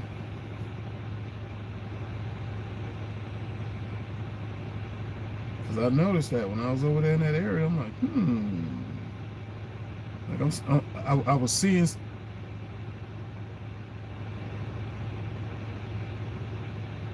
And there's one right there. Boom. Because it's my fault. I had an opportunity to get an International 9300 tow truck. And this guy wanted like $8,000 for this truck. I should have paid him for that truck, put the truck in storage and parked it somewhere until I could go back and get some work done on it. This truck had a whole setup. This truck had all of your booms, your winch, and he just can't remember. He said because it was a complete truck. He said because he said the truck runs, but it runs and drives. But he said he wouldn't drive it far off without doing some motor work to it, and it had a sleeper on it. So Tracy Andrew Jackson, if you're still watching, it's like the old style 9300s with that box sleeper. And I should have bought it when I saw it, man, because I was over in Arkansas, and by the time, because I was trying to get a load over that way, by the time I got over there, he had already sold it. So that's one of the things about when you're shopping for a truck, man. Sometimes you're gonna have to bite that travel bullet, and you're gonna have to go for it. You're gonna have to bite that travel bullet, and you're gonna have to go for it. And ain't nothing wrong with that, bro. Ain't nothing wrong with that. Let me finish. That's Drew McNeil. Thank you for that info, bro. Sam, I am. That's how I feel when I'm stuck in traffic and don't see. You have to be stuck all that time. You're like, man, hey, because I was driving through last night, coming back from Bloomington, Georgia to Memphis, Tennessee. Like I saw smoke, and I saw a little bit of the flames, and I saw the police cars, and I got on the radio, hey guys, when you get up here, you know, get your phones out, look to your right, you have a chance to have some little video that you can tell some people you saw fire on the side of the road. At least that's a reward for sitting there having to wait 2-3 miles down the road. Just put in for purity for driving. Sometime I just needed some info. Purity straight, man. Just they paid me for the hours I worked. That's all I wanted. They pay me for the hours I work. And if you're going up there to North Dakota, I'm gonna give you some oil field advice. If you're going up to North Dakota, keep some bungees with you.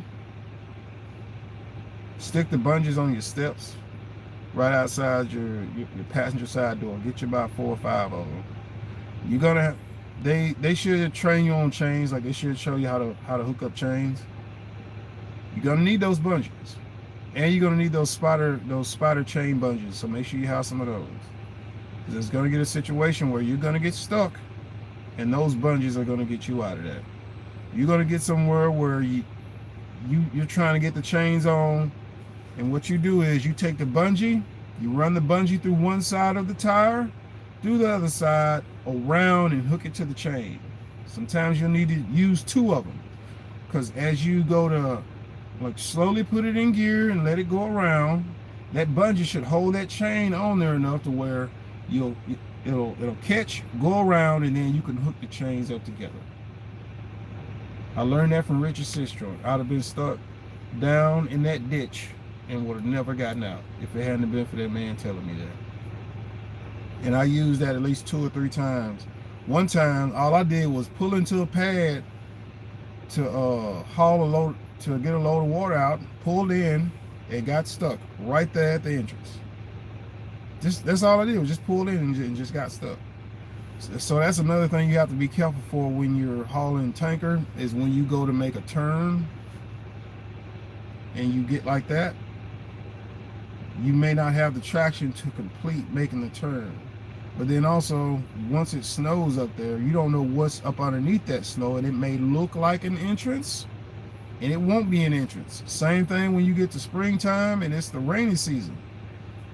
If it rains, just rains like crazy, you gonna get to a location, you ain't gonna be able to tell where the entrance is. It's just gonna be water. That's one of them. You have to get you a stick and just start poking at the ground. Poking at the ground, hoping you feel something solid. Oh, I think that's the entrance. Or get on Google Maps and look at it and see, okay, the entrance should be about right here. I think that tank is there, so this should be the entrance. And hopefully you don't get stuck. Also, when it's the rainy season in North Dakota and you're on the Scorio well pads and they've gotten soaked, chains are not getting you out of it. Don't waste your time putting chains. You're just gonna make the situation worse. Chains just go dig the hole deeper. At least in the snow and ice, at least the chains will eventually hit something solid, and you may move. The only thing with snow is once the snow gets to a certain depth, you're sitting on the snow. Because I've gotten stuck like that where it was just too much snow, and I'm driving straight, and the truck just gets stuck, and I can't go backwards because now there's too much snow that I've just driven on. I can get stuck in a straight line. Then another truck comes in from the other way and gets stuck. Like driving straight and just got stuck. So you're going to experience stuff like that, so just get ready for it. But I'm just not familiar with the Mack trucks, bro. I'm just not familiar with the Mack trucks. But you know what? It's like the International Pro Stars are good trucks if you get one that's got the Cummins ISX in it. That's why, if you notice, I wish I'd have known back then, because the Pro Stars used to be cheaper trucks. They really used to be cheap trucks. But then people figured out that you just delete that Cummins ISX, man, you got a solid truck all day long. So now they want more money for the Pro Stars with them ISXs in them. But if it's got that max force in it, it's junk. And you know what, Chasing Andrew Jackson, if you're still watching this, man, I ain't been able to find none of them Mercedes-Benz, bro. I was looking online, saw 3. Somebody knows something. Somebody knows something. I'm telling you, somebody knows something, bro.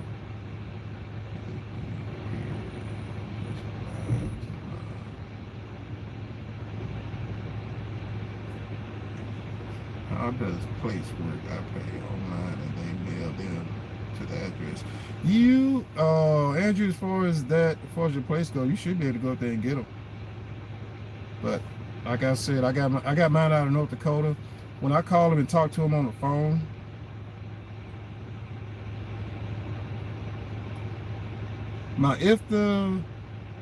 I got in the mail. My stickers I got in the mail. My tag, I went to Bismarck and physically got my tag. So where you're at right now, that place up there, I think it's depending on where you're at, over there where you're at. Yeah, you should be able to go there. I don't know if they give same day tags, but check and see if they do. I wish I'd have made more of a video and written down like the process of when I was doing it, you know, and what all I was going through.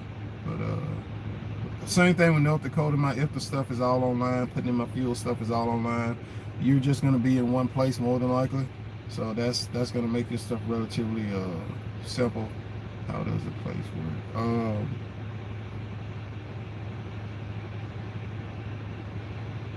Once you got your insurance, damn, bro. Because when I went through mine, it was a learning process because I didn't know everything. So my authority was active, then it was deactive. It was active, then it was inactive because I was figuring it out, and then, you know. But you got time. You got time. Just make sure you let them know, you know, what all you're trying to get done with it. How does the place work? Yeah, as far as your place go, you know, you're gonna get your truck registered. You already own it, so you want to go and register your vehicle. Give them your DOT information, MC, all that stuff. And what they're going to do is they're going to match that piece of equipment with your DOT and your authority information, so all of it is one. So when you're moving out here on the road, on the highway, and you're doing motor carrier, commercial, business stuff, everything gets tracked together. Everything gets put together. Also, when you pay insurance down payment, how long did it take to go active? Oh, hell, that's the same day. If it ain't the same day, it's like the next day.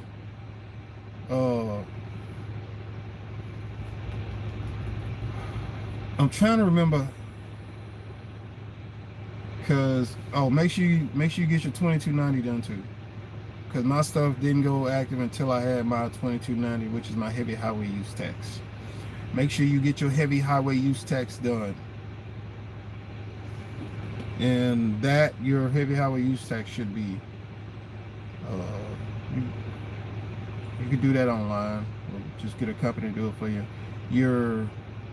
I use Team Professional Services for my drug test stuff. You're gonna have to have a pre-employment drug screen. When they do your audit, you're gonna get your audit about 6 months. It just depends. When they're gonna do your audit, they're gonna call you. They're gonna ask you, hey, you have this, and this, and they're gonna check to make sure that you have this, and this. They're going to give you a grace period to get whatever information that they're asking you for when it comes to your safety audit. I got my safety audit back in May of this year. Once again, it's different depending on your state. So, but it should be pretty much about the same thing, because the safety audit, mine, it was the DOT person from the state of North Dakota that did mine, so yours will be a DOT person from the state of Tennessee. Make sure you have your pre-employment, drug screening, and alcohol test. Make sure you have a random drug test and alcohol screening, all negative. So you're going to have to do both of those. Team Professional Services will set up somebody to do it for you. Check locally to see if you can have somebody that can do it cheaper, or for a better price or better rate, or with the better options, or assign somebody else to be your What is that?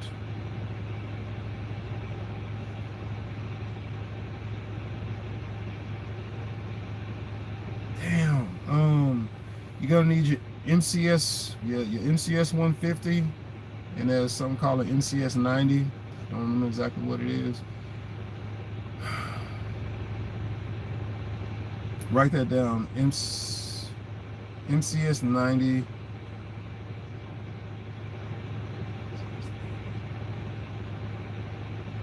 And MS 150. You'll see it once you go to doing your authority and stuff, and it's got the list of stuff that you need to go through and do. You need a designated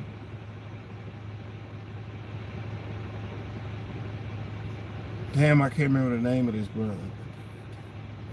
You need a registered designated agent. This is a person who's going to accept paperwork on your behalf. You can employ an aunt, an uncle, somebody that you employ. So you're gonna have to make an employee, and they can do it for you to be your designated agent. And that designated agent will contact you in the event of something happens or the government needs to get in touch with you and they can't. They can go through that designated agent, and that designated agent can find you at any point in time in whenever. So that can be a sister, as long as it's somebody who is employed by the company, and they're specific about that. They have to be employed by the company. So they're gonna need to be set up with your company as an employee. I'm pretty sure a sister or aunt, it's a girlfriend or wife, can do it.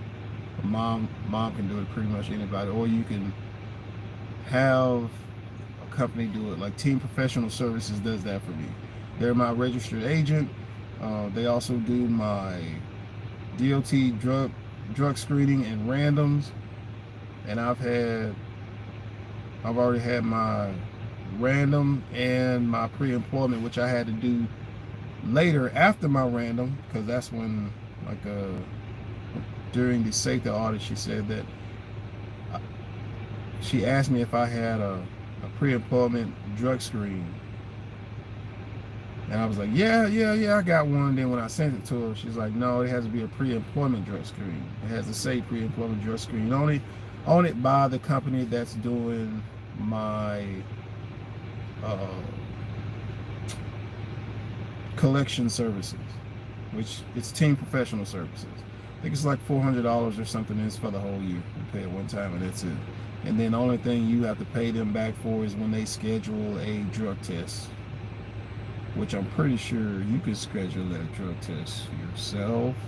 Just go to somewhere and tell them, hey, you want a pre-employment drug screen test, and this is the company and such and such. Now, it may be different if they say that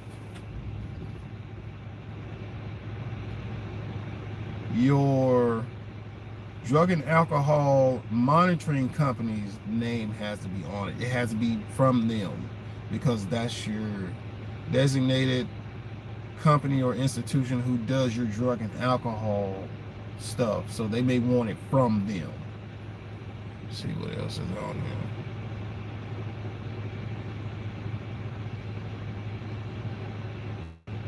Also, you pay your insurance down, payment, how long did it take? It took a minute for my stuff to go active for me, because I didn't have the 2290. I didn't have that done yet.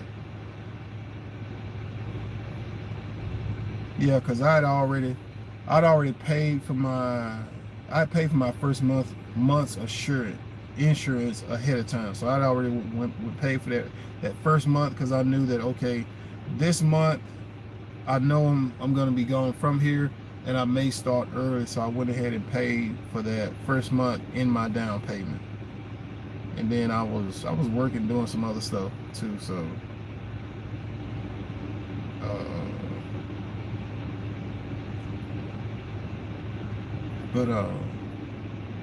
it shouldn't take long, because once they put it on there, it's usually on there either the same day or the next day, maybe 2 days at the most. as far as your insurance and stuff going and everything going active, because they're going to do an initial audit to make sure that everything is in line, that all of your paperwork is set up. Your e-logs, your truck's a 99. They're going to ask you about your e-logs anyway, or they're going to ask you, do you have proof of logs for a good 30 days, 60 days, or 90 days. So make sure you keep some logs. I would advise you to get, if you got a GPS, Andrew, if you got a,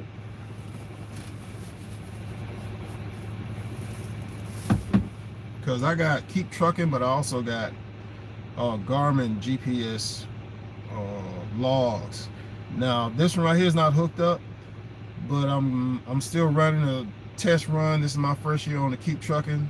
Keep Trucking is not bad. The problem is I've got to unplug this thing too many times because it'll freeze up and then it'll keep showing me on duty. Then I got to unplug it, close the app, turn my phone back off, plug it back up to try and get it to see that I've stopped moving and that I've parked. Other than that, I ain't got no problem with it, man. It runs perfectly fine. You know, you can always press on the drive time whenever you need to. So that's something that works. It's all good. So you know, you can make it work for yourself.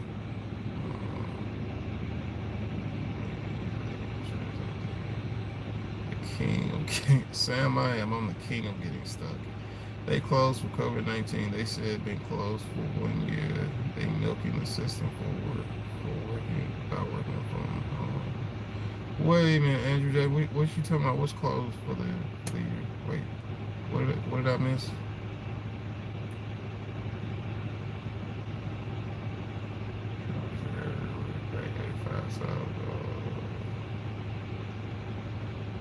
Just put in for purity. Just apply for my motor carrier and if the account. How does place work? Wait a minute, you talking about? Hold on, they closed for COVID-19. What?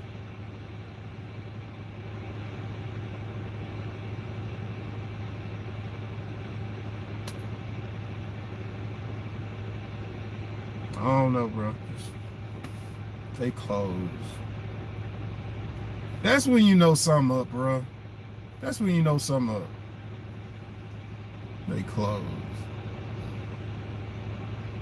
Why didn't you base your company out of Mississippi? I thought the insurance was cheaper in Mississippi. I was already in North Dakota. And the reason I based my business out of North Dakota, I was already in North Dakota and I was going to run the oil field in North Dakota. In North Dakota, I don't have to leave that state. You might go over to Montana, but that's like highly unlikely. And you can get around some stuff in North Dakota if your business is based in North Dakota. There's like little stuff you can sneak by and do.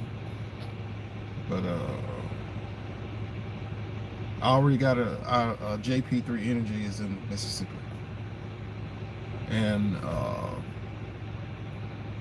1350 or 1305 Farms is in Mississippi. So I've got some businesses already. North Dakota versus Texas or another state with the oil field. Yeah, BOC3. Chasing Andrew Jackson. Yeah, BOC3. Make sure you get that taken care of.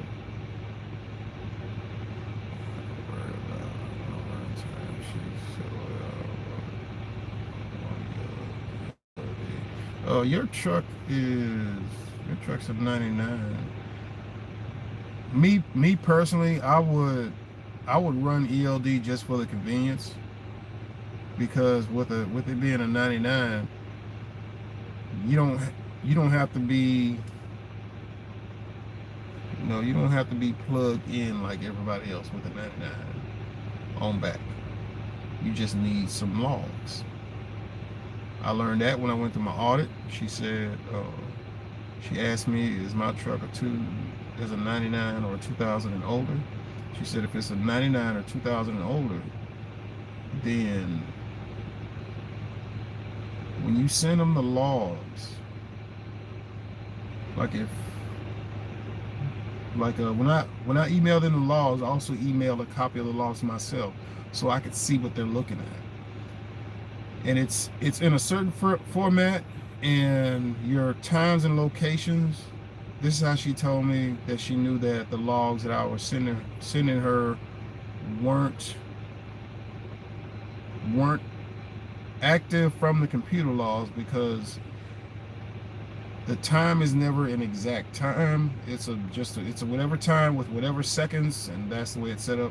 And the addresses and locations are southwest, north, southwest, northeast, northeast, southeast, southwest, something near Dallas. So that's the format of it. So I'm like, oh, okay, that's how y'all see. So that was an eye-opening experience for me, knowing that, okay, that's what they're looking at when they're looking at my logs. And she only wanted 30 days. So, a full, complete audit, I guess, would be when they just look at everything and they want to see everything for your year. But if they just want, hey, they're just looking to make sure that you have all the information that you need. If I had a 99 on back, I would still have an e-log just to keep up with my logs, and just to have some logs anyway, even if it's on duty 6 o'clock, off duty 6 p.m. Because when I worked in the oil field, that's what I did. It was block logged everything. On duty 6, off duty 6, end of day. That's it. That's all I did. It's a 12-hour day, and I would do 14 of those for my 14 days on, 7 days off, or I would do 20 for my 20 days on, 10 days off, and then you just do it like that, and you have logs, and you're going to be running in an area. That's one thing you may want to, I don't know how you would do that with your insurance and your authority. Let them know you're going to be operating mainly in this area and within a 100-mile radius of Midland, Odessa, something, and that's going to be your home terminal. Once again, there's some paperwork that I need to go back and look up and read it and see how my home terminal works for out of state, because I've been told different things by insurance, and then I've been told a different thing by DOT, and then I've been told a different thing by state. So I've got to get all that information together to make sure that I can make it work, because you can have an out-of-state home terminal if they allow you, or your home terminal will be where your physical business address is. It depends. I think I answered why I didn't base my company in Mississippi. I have a company already in Mississippi. All I would have to do is swap everything over from North Dakota to go to JP3 Energy. Or at least just everything with this authority of this truck, and deactivate this authority, take this truck and trailer to JP3 Energy. Yeah, I know, bro. You still waiting, huh? It's all good. I'm gonna get a reset right here. Why North Dakota versus Texas? The taxes are different. Some states are easier to work with than others. Some states have more online stuff and options. Chase and Andrew Jackson, $22.90 your BLC3. The UCR, if you're going to be operating over state lines, your UCR, you may just want to get it anyway, just because. Just get it and get it out the way. Pretty much just get all your stuff and get it out the way. That's the only thing I'm worried about. I want to run timesheets. You can run timesheets and just use your logs as your timesheets. Your logs. If you came on duty and you came on duty at Flying J, on duty at 6, you checked out off the clock, and you just use your logs to do that. That's what logs are. They're just timesheets. That's all that is. Yeah, it's online only. I don't know how long it's gonna take you to get your tags back. And you're dealing with the government and all this stuff going on now, man. You're gonna get it when you get it. This is the wind blowing up there today like it is in southwest North Dakota. Man, I think wind's blowing everywhere now. Nice, my truck gonna be 99 and older. I wanted something 99 and older, but there was one truck that I went and looked at in Bozeman, Montana. It was a 99 International 9300. I wanted it. I may have some video of it on Facebook or something. It was white. The bunk didn't come up, but it had, it was a condo sleeper. It was a nice looking truck overall with the M14 in it. It drove good, it shifted good. It had some blow by that, you know, I wasn't familiar with at the time, but I learned later. They were like, hey, that's blow by is no big deal on the M14. It did have an oil leak in a place that I'm like, okay, it shouldn't be leaking oil there. And where it was located at, and me having to go get that truck from there, and I had already bought this truck at the time, and I hadn't started hauling, making money with this truck yet. So, and they wanted like $18,000 or something like that, which is a pretty good price. The truck did smell like mice. That bothered me.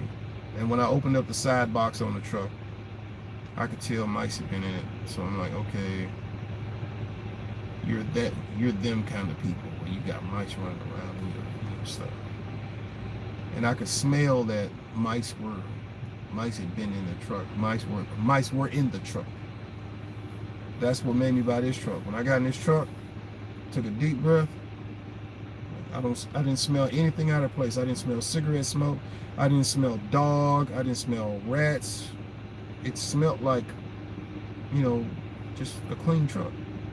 It didn't have any heavy odors other than it had like those little, had a little pouch in here, like a rat repellent pouch in here. And I made sure to look that sucker up, because dude, it worked. Because I had an RV that I went and bought the exact same kind. I put some of those little mice pouches in that RV. I left that RV over the winter in North Dakota, in a field, in a storage place, and wasn't no mice in that RV. Wasn't no mice in that motorhome when I got back. I couldn't believe that. That stuff works, but it does kind of have a loud smell to it. But what else? Yeah. Yeah, but the E-log thing is not an immediate. Like, you're not gonna not have an active DOT because you don't have the E-log part. Everything else is. Everything else, you gotta have it. All your stuff in line, you gotta have it. You can get the. Am I telling the truth about the E-log?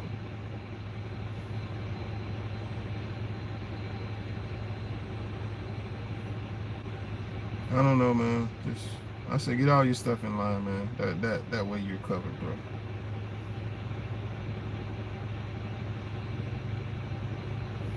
Get all your stuff in line. That way you're covered.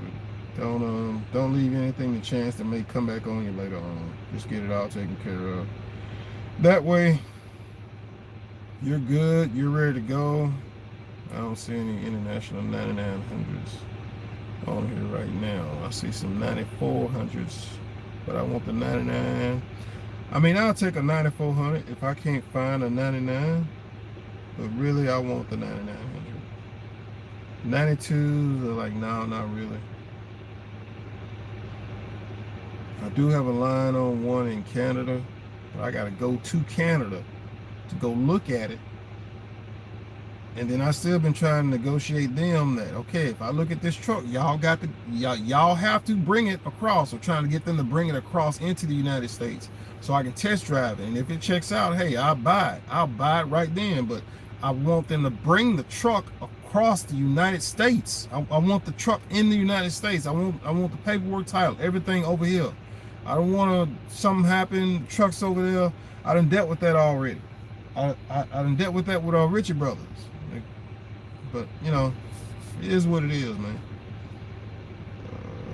Paul Admin, is the wind blowing up there today like it is in southwest North Dakota? Actually, man, the wind was blowing like the wind came across the whole country from Florida all the way up here. Came all the way across. With the price of oil going up, will the oil fields light up big again? It might, man. It might.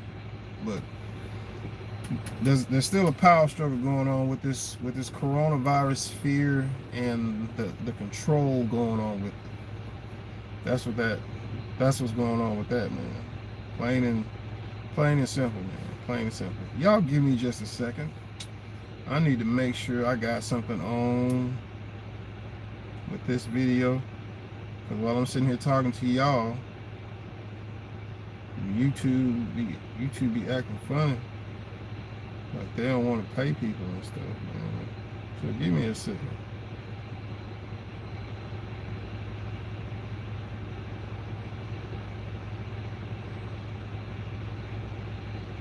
You're talking about oil field jobs today. Surely is. Surely is.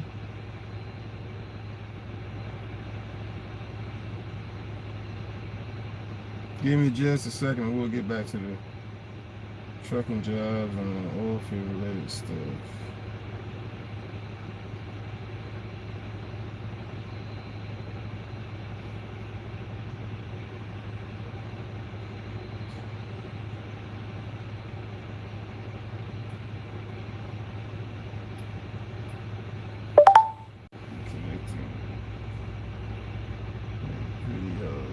Okay, we back up in here. Give me just a second. We'll be still in the oil field.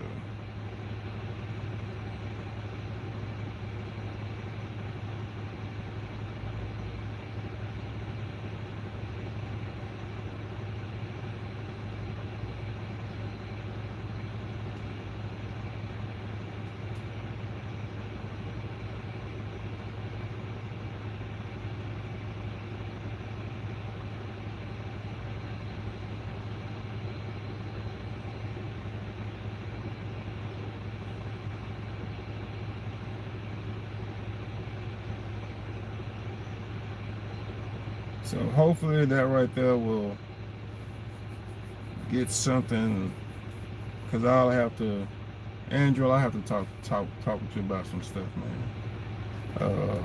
Because live is not necessarily my forte, but I'll be looking to get more into it as time goes on, and as I have more ideas about doing stuff and things like that. Because I don't have that many live videos, and I'm looking on it right now. And give me a second to go see if I have any comments or anything like that I may have missed. I'm glad to hear. Hold on just a second and I'll be done. Yeah. All right, I'm done. But what else were we talking about?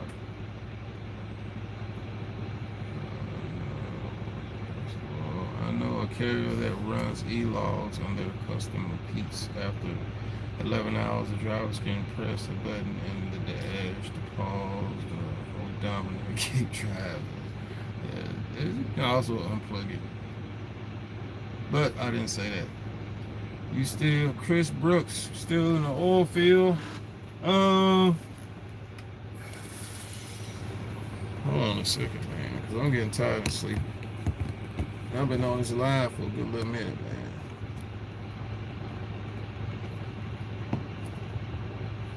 I don't know, man. Y'all have to like ask me stuff. But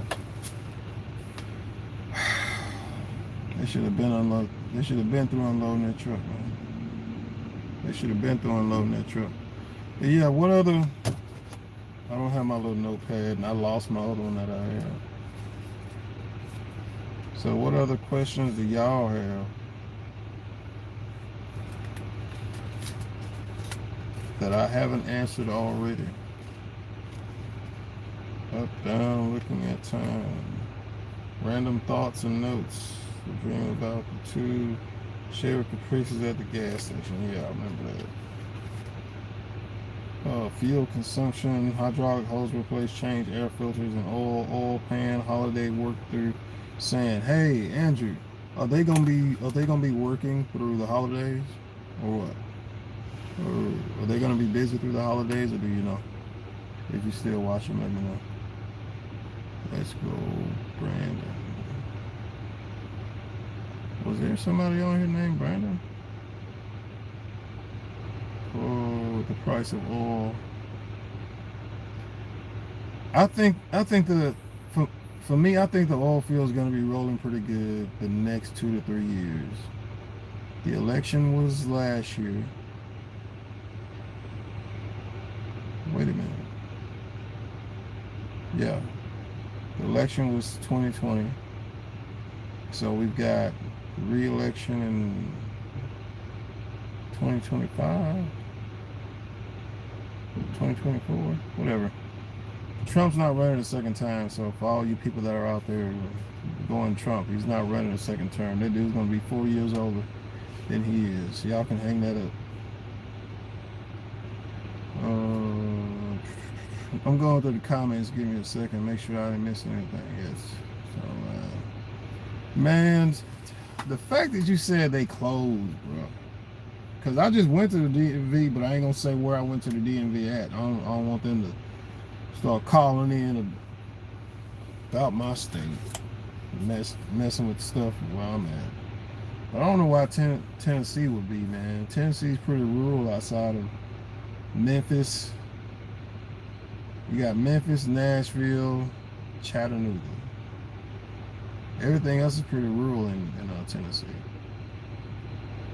With the price of oil going up, the oil fields might pick up more. It's hard to tell right now.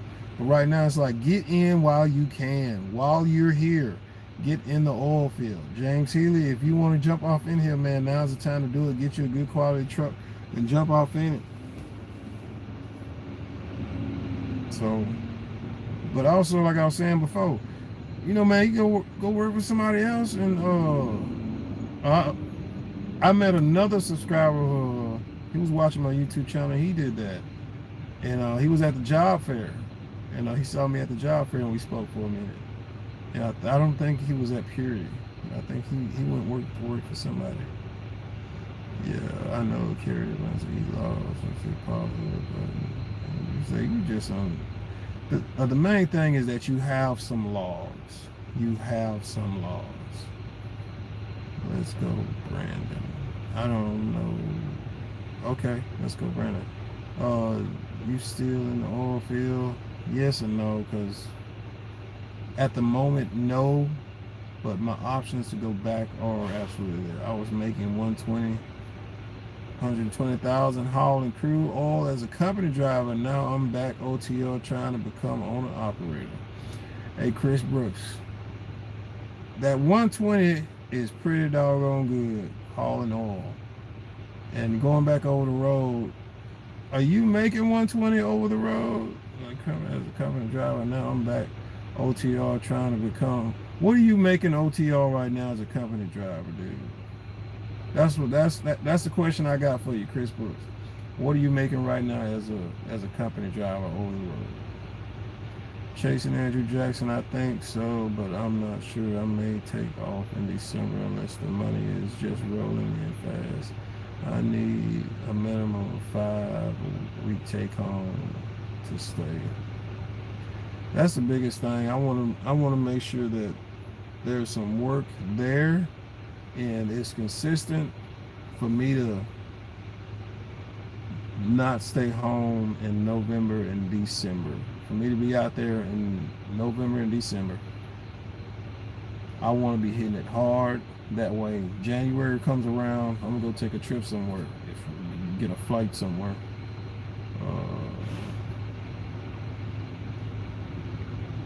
I was working in New Watford. You working in Newtown or Watford? Watford, no. Then the company moved to Casper, Wyoming.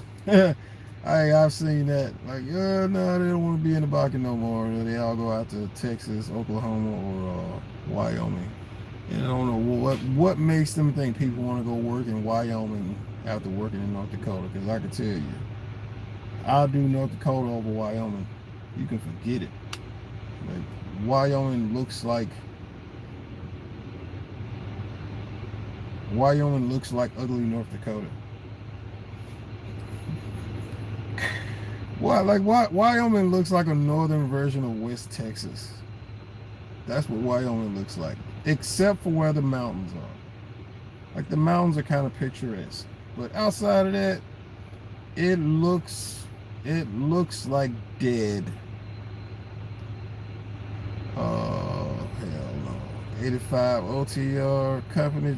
Hey man, 85 ain't bad, man. 85 ain't bad. But I know you notice the difference. I know you notice the difference. I know you notice it. Hey, you looking at your check like, man, but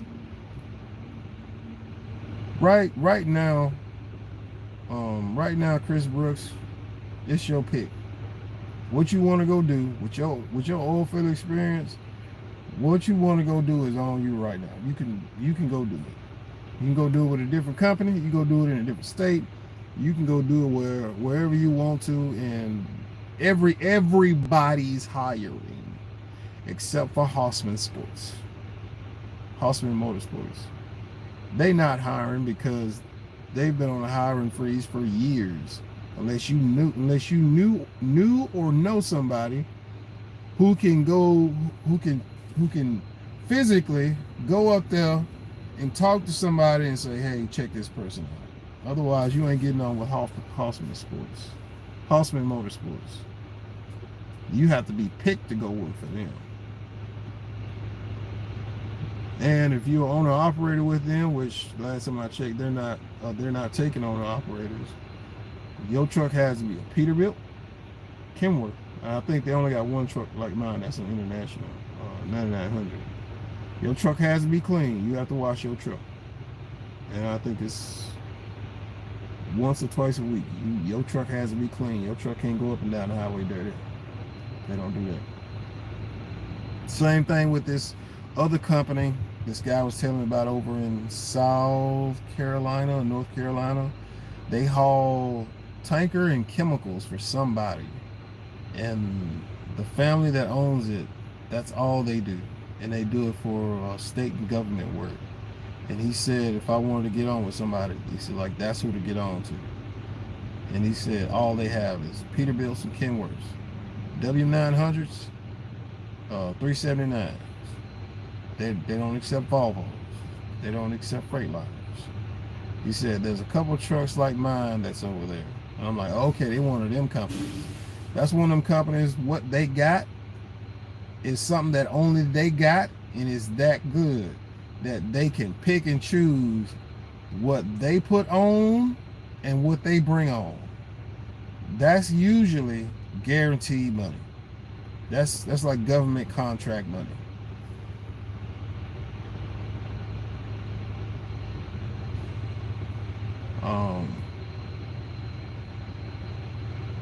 We were working at Wofford, and the company moved to Casper. I'm trying to think, who is in Casper?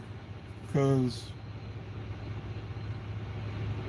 you got a lot of options, man. You can come back anytime you want, man. Money is just, yeah, I saw that one. Hey, if move out to North Dakota Oilfield, will I need to switch my license over? Not really. You don't really need to switch your license over, but you are going to need to make sure that when you file your taxes, you live in one state or the other for your taxes. You're either in, your taxes is either North Dakota or your taxes is whatever state you come from. Don't put that you lived in 2 different states. You're gonna get slapped so hard, you're gonna be like, what? The hell was that? So that's a little note for your taxes and stuff. But you don't need to get your license switched over. Like, they don't really care. But like, if they, you ever get stopped or something, they ask you how long have you been here. You said, I came up here for work. Don't just tell them that you work up here seasonally. But if you tell them that I've been up here such and such amount of time, then you need to have a North Dakota license. Whatever, you don't need one. But I take that back. Let me. Having a North Dakota license, when they look at your license and they see North Dakota, when you're applying for work and stuff, they see North Dakota and they think from North Dakota, live in North Dakota. So keep that in mind. Same thing with your address. They are looking for people locally to prioritize local jobs, hire local first. But it's not that big of a deal when there's a lack of employees and more work than people.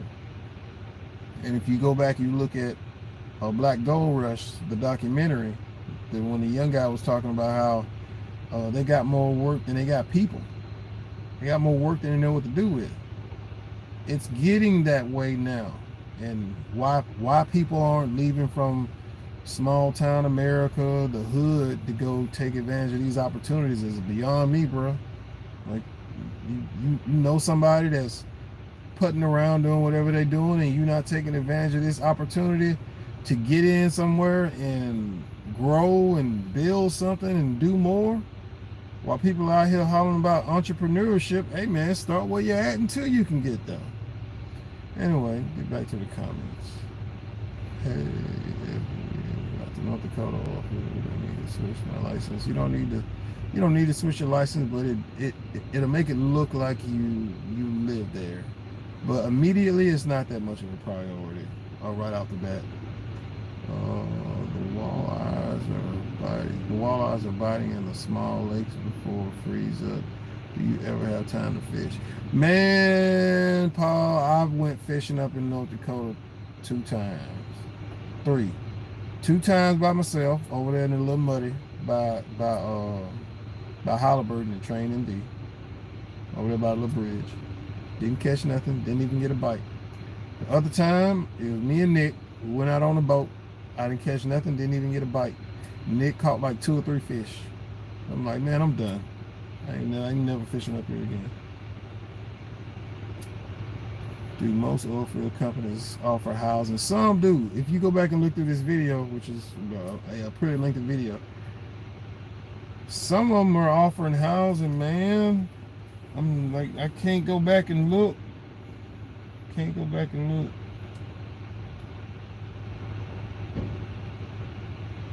Give me a second. I want another 9900, man. I want another truck just like this. I want another truck just like this truck I got. Another truck just like my truck. Just like my truck. And I'm gonna just buy that pneumatic trailer. I'm gonna get a load. When I do, I'm gonna get a load. Taking this right here. Oh yeah! Yeah! Give me a minute. Something just occurred to me. I hope these people are open. Because I need to call them and ask them about these tires. Hold on a minute. Somebody else told me about them, but I didn't. Damn it!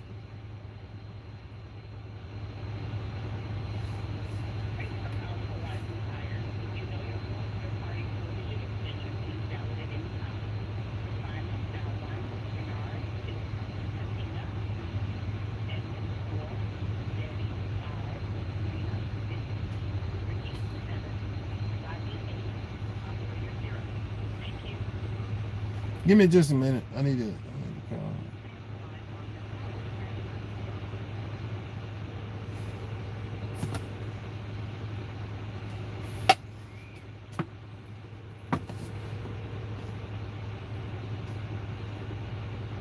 Cause somebody put me on a line to some tires, man, and I forgot to call these people Friday.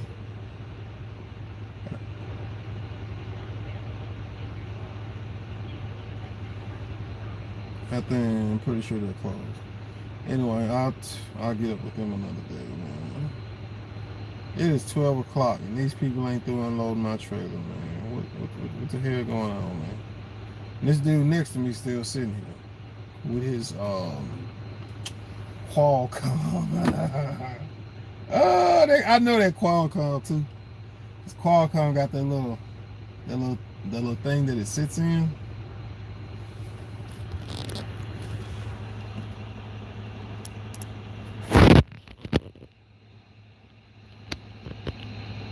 That little thing that the Qualcomm sits in right there. That's how you know it's a Qualcomm.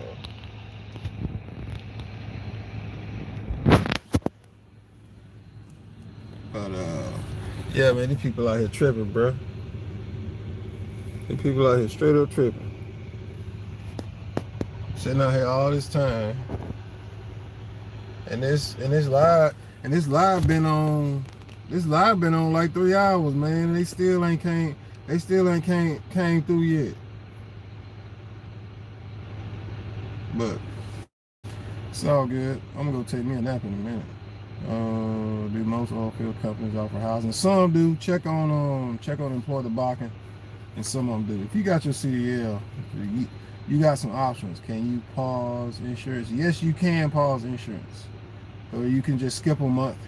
Because I was gonna travel somewhere for the month of February, but then usually what I end up doing is I'll run enough to pay for whatever fees and stuff I'm gonna have taken out for that month. So if I'm gonna take a month off, I'll usually, like if I'm gonna run 2 months, I'll run out of 1 month, a whole month, and then part of the next month. So I've got money made in all three of the months. That's usually the way I do it. That way I've made some money for the time I took off at the end of the month from the off time, and then I've got some money that I made from the beginning of the month starting the next off time, because I usually take 2-3 weeks off at a time. This time it's probably going to be 2 or 3 weeks. I have to make my mind up, because Thanksgiving's coming up, and if I'm not going to be home for Thanksgiving, I want to be home for Christmas. Or if I'm not going to be home for Christmas, I want to be home for Thanksgiving. But also I like popping fireworks, so probably being home for Thanksgiving, skipping Christmas, then buying a whole bunch of fireworks for the new year. And I'm talking about that expensive stuff too. Matter of fact, I probably need to pre-order my fireworks. I need to put that on my list. Pre-order fireworks, because I want that good stuff they don't sell. Pre-order fireworks.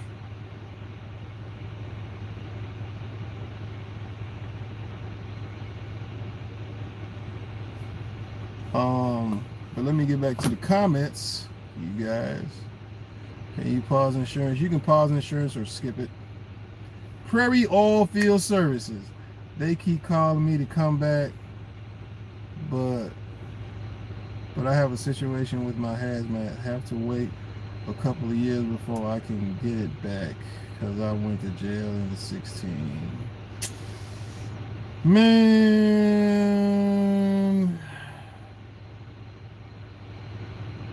go haul sand, man. Go haul sand or haul water. But yeah, if you talking about the Prairie Oilfield Services, I think you're talking about the one that hauls the fuel. There's another company. It's not Atlas. They're down in Dickinson. You might know who I'm talking about. Like if you're gonna haul fuel, they're the ones to haul for. Prairie Oilfield Services, like there was a time, because Jeff worked there. They're right there on the right side of the road as you leave Williston, on that hill before you start going down the hill. If we're talking about the same company, Prairie Oilfield Services. Because I was getting ready to leave Purity to go over there, because Jeff sent me a picture of his paycheck, and I'm like, what? You getting paid that for frac fueling? Like, wait a minute. You making in 2 weeks what I'm making in a month. Close to it. Like, close to it. But they didn't provide housing, though. I'm like, man, but it's all good. What else is on here? If you talking about the Prairie Oilfield Services, like, yeah. As soon as you go to take a nap, they'll start loading you. No, I'm waiting to get unloaded. I got here at 8. My appointment's at 8. I got here about 7:45. Then waited over there for them to call me with a door. So whatever time they called me, started the live feed, somewhere around that time. Put the trailer in the door. That was at the beginning of the video. And I've been sitting here ever since. So, do I want to get a hotel, man? Do I want to stay in a hotel before I go home? I don't know.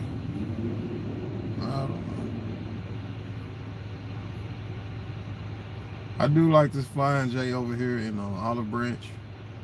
It's a nice little spot. There's two truck shops. I go to A10 Truck Service. The other one across the street is Specialized. You go over to Specialized if you want to. That's on you.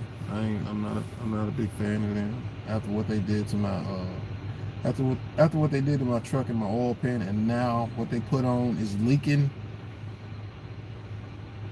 It's a headache. And just my intuition said don't do it. But I know 10-4 can fix it. They can go get the hoses and stuff and fix it. And they ain't bad. But I'm gonna wait till I get home and get with Poncho. Now 10-4 is who I go to up here in this area. But if it's something that's like if I'm gonna go home with it, I just pay Poncho to do it. And I'd rather invest in him and his company and what he's doing, what he's building. He's done great work. So I want to invest. It's like when I bought tires. I bought four brand new tires. I went through Poncho because I want to invest in his company and what he's doing. I could have possibly maybe gotten the tires cheaper, but I would rather get them from him because he's always done right. He's always done the best job on my truck. And so as far as I know, everything's been good, man. Everything's been good. Yeah. And you're right, FM. As soon as I go to take a nap, they'll call. You think I can make 120 owner operator take home? I like OTR. It's less of a headache. Yeah, you get your own truck and trailer. You get your own truck and trailer. I like OTR. It's less headache and no chains and off-road drive. No chains and off-road driving, but I did feel that payout. Yeah. To go from 85 from 120, yeah, you gonna see that one and know that, like, hey, wait a minute. 85 to 120.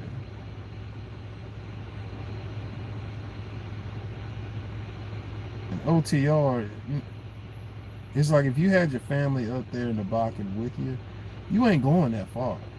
You know, you could almost be home every night, depending on where y'all are going at in the Bakken. Because we would go work out in Wofford City, which Wofford City is an hour drive from Williston. And we, an hour away, we would stay in a man camp, or if they wanted to run the bill up, we would drive back and forth from Williston to the man camp. Paul Amon. Hey JP, thanks for the chat, but it's time for college football. Take care, drive fast, take care, take chances. I ain't taking no chances. I ain't driving too fast. But I'll do the taking care part. Appreciate that, Paul. You take it easy, man. Keep your head up, stay focused out here, man, and keep them wheels turning, man. Keep making money and keep doing what you've been doing, bro, and keep winning. You think I can make 120? You think I can make 120 owner operator take home? I don't see why not. You can definitely take. Yeah, I don't see why not. Just it's gonna be a matter of what you run and what you haul, and what your rates are. Let's say. Let's do. Let's say you're gonna do 2,500 miles. 2,500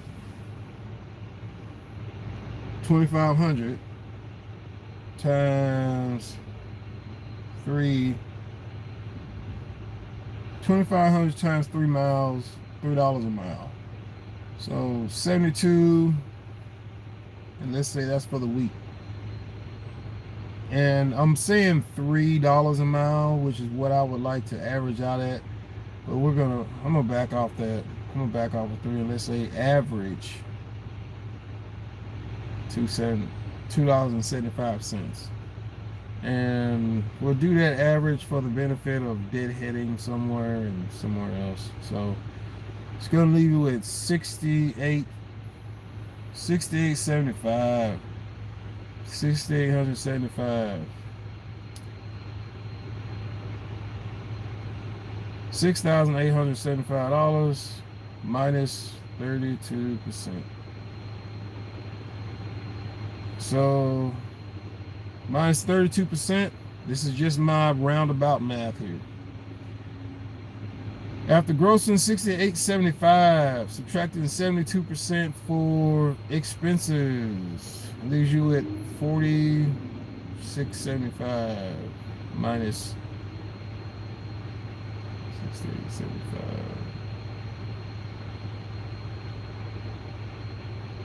So your thirds would be 2,200 times 3. Wait, that ain't right, but it's close enough, and I'm tired and sleeping. So this is how I do my math. So my thirds will be broken down into 2,200. So 2,200 in expenses, 2,200 in taxes, and I get to keep 2,200.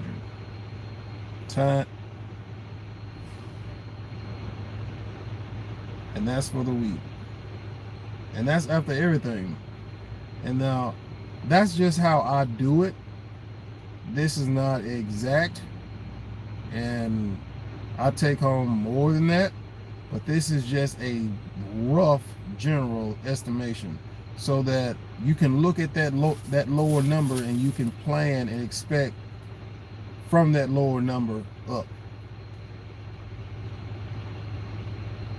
And some people may do it differently. That's just me.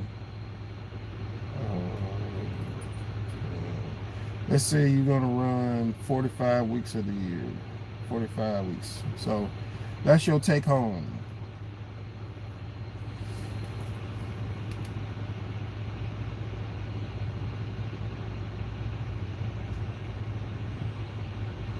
That's your take home.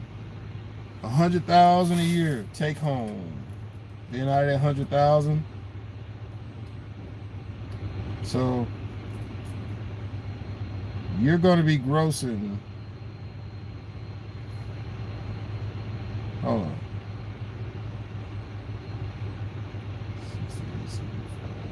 Give me a second.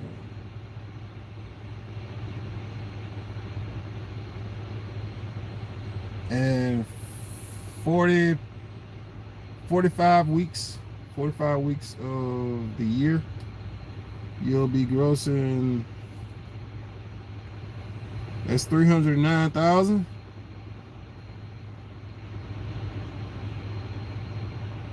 grossing $309,000 and taking home pretty much a third of that. So 45 weeks. Can you do that for 45 weeks? 52.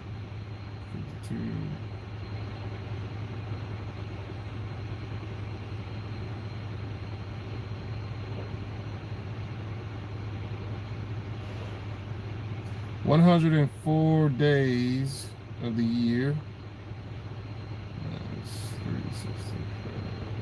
261 days of working. So 104 days of weekends if you were just taking the weekends off. And 261 days of work days working.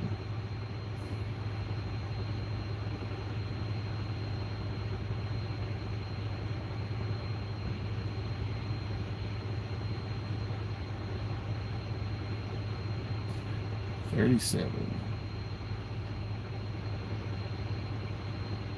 So 37 weeks.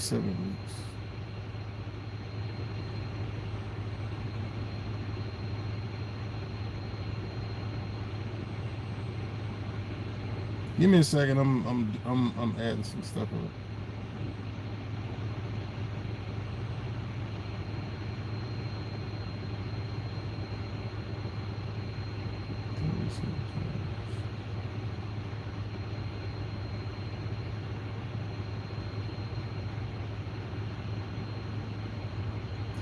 And if you go 37 weeks, which would be taking all of the weekends off, subtracting 2 days from 52 weeks, will give you 104 and give you 261 days.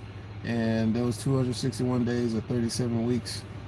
And that's $254,000. So $254,000. $254,000 divided by 3, $84,791.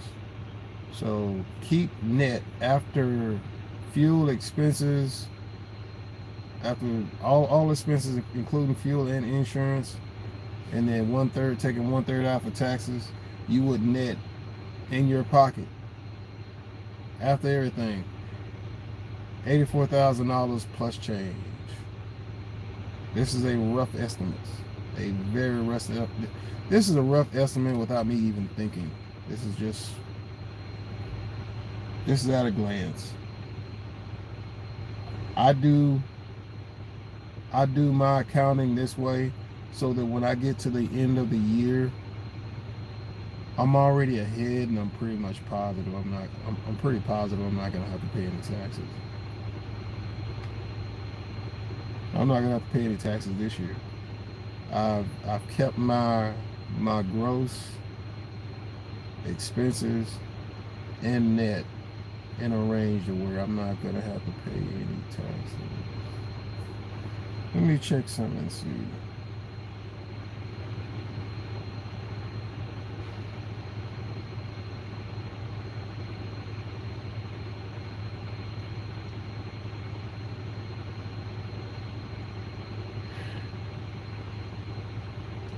$120,000 plus another 10, so that's 130.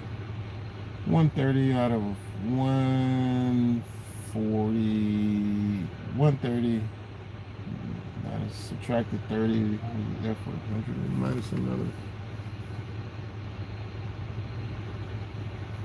minus another 25.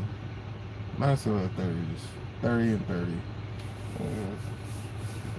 70,000 to keep. Yeah.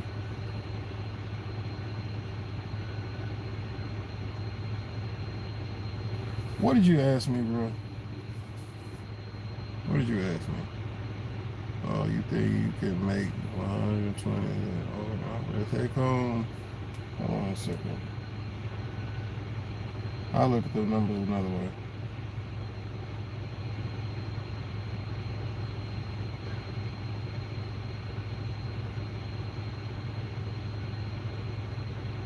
Oh yeah, yeah, yeah, yeah, yeah, bro. Because if you want to take home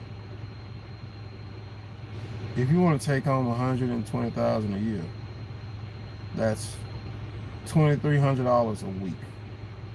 Yeah, you could, man. Yeah, don't worry about nothing like that. I like OTR, it's less headache and no change and off-road driving, but I did feel the payout. Hey JP, thanks for the chat. Yeah, you said you gotta go. College football about to start. I'll holler at y'all later, man. I'm tired and I'm going to sleep. I see the dude. Hey man,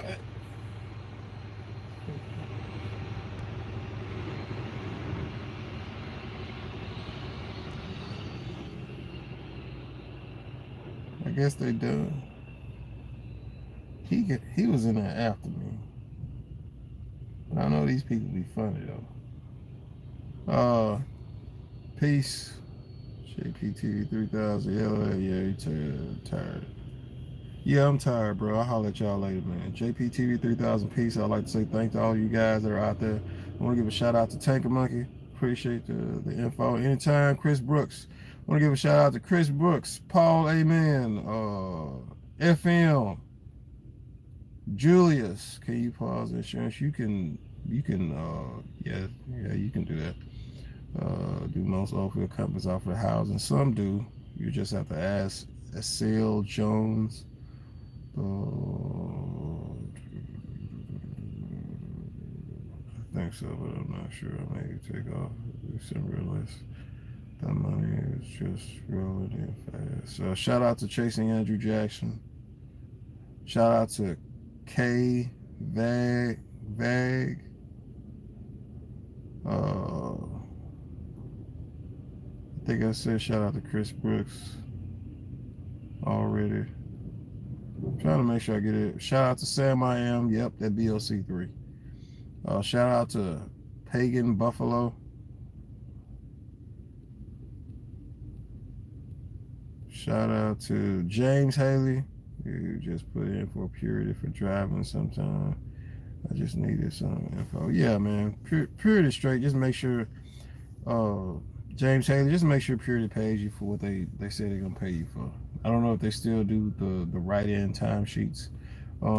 Purity was using Big Road when I last left, so you have to check and see.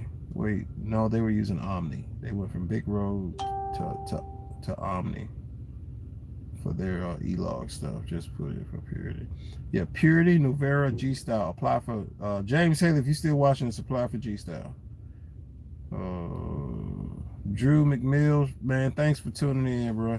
Hopefully, man, see you one day in the future, man. Remind me of this, bro. Remind me that we had this conversation. And that white 9400. I remember that was in South Carolina. Linux 92. You stay safe out there, man. Y'all check out the Tanker Monkey on YouTube. I'm gonna get back up in North Dakota and make a collaboration video with him. Trying to see. I said Drew McMill, James Haley. I said you. Trying to make sure I ain't leaving nobody out. Mr. T88 over there doing water now for Nuvera. You stay safe out there, man.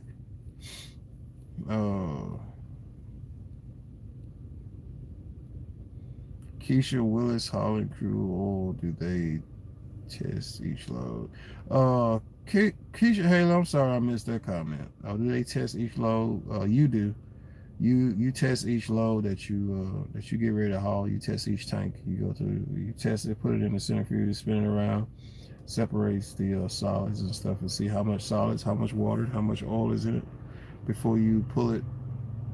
And if it meets a certain requirement, depending on which company is wanting the oil, you'll haul that load of oil to them. What will you recommend North Dakota or Midland for jobs? I recommend North Dakota because that's where most of my experience is. When hauling crude oil, do they test this? Keisha Willis, thank you. Appreciate you for tuning in. Randall Sloan started in water, not doing great. Not doing great. Condensate. What? I missed that. Randall Sloan started in water, not doing Y grade condensate. You ain't going nowhere. You ain't going nowhere. You gonna stay right there. Randall Sloan, it was good to chat. You live. I got to get unloaded.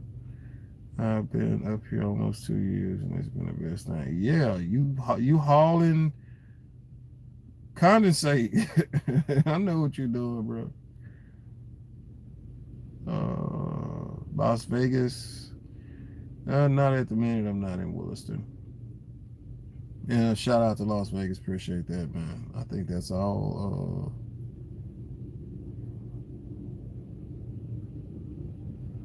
I think that's everybody, man. You guys take it easy. Appreciate the info. 120 is a sweet spot. You take home 120. I don't think you'll really see 120 the way you're thinking you'll see it, because you'll be spending money on stuff and living life, so you won't see it the way you think you'll see it. But yeah, you can take on 120 easy, easy.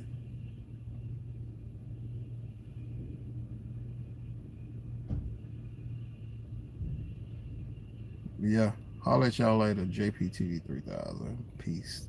Same YouTube channel as always, man. Y'all check me out on YouTube. Check out Chasing Andrew Jackson. Check out Tanker Monkey. Check out Frontline Documentaries. Check out the Weighing In podcast for MMA news and upcoming events. Check out King Neptune on YouTube. He's a rapper up there in Williston, North Dakota. I think he's still up there. Check out King Midas. Hold on a second. I'm missing some people, man. I know I am.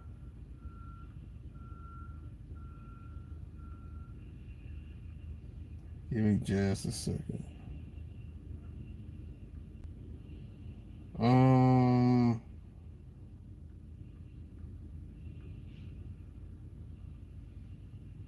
Check out Jay Trades. I don't know if Jay's going back to the oil field up there in the Bakken. He may or may not be. Well, the Weighing In podcast for MMA related stuff. The New Detectives. That's a good show to put on when you're driving down the road. The FBI Files is another one. Trucker, that trucker West B. I don't know what he's doing. I said Tanker Monkey. Shout out to him. He's back in the truck, bro. Be safe out there, man. I said Chantel Espionage, J Trades, Kenneth Lucas. He's a young man on some motivational type stuff. Y'all check him out on YouTube. Local Views Productions. Check out Luke Powell for strip clubs and hookers in Mexico. I got a video with Luke like a couple years ago or something. Me and him made a video. Y'all can check him out on YouTube. He's been killing it, man.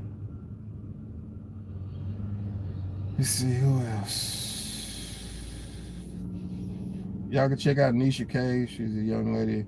She's been making trucking videos about being a truck driver.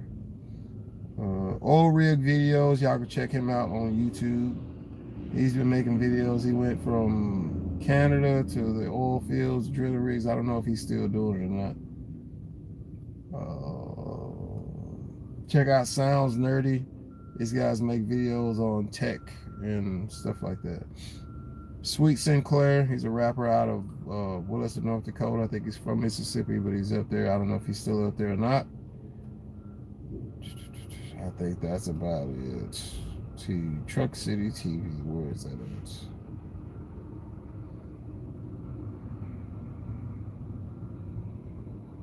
But yeah, I'll holler at you guys later.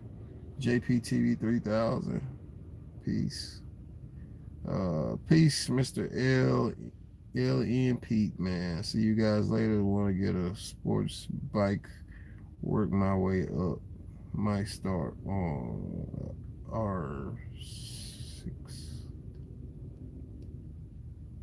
get a sports bike, work my way up. Might start on an R6. I don't know what an R6 is. But guys, I'll let y'all later. Peace. Y'all stay out here, and I have some more information about oil field related stuff. I'd like to go to that job fair they're having on November 10th, but then if I go out there, then that's gonna be it. Once I get out there, that's it. I'm not coming back home until I have the resources made from the expenditure going out there and the investment in equipment to get there and get the job done. JPTV 3000. Peace. Holla at y'all.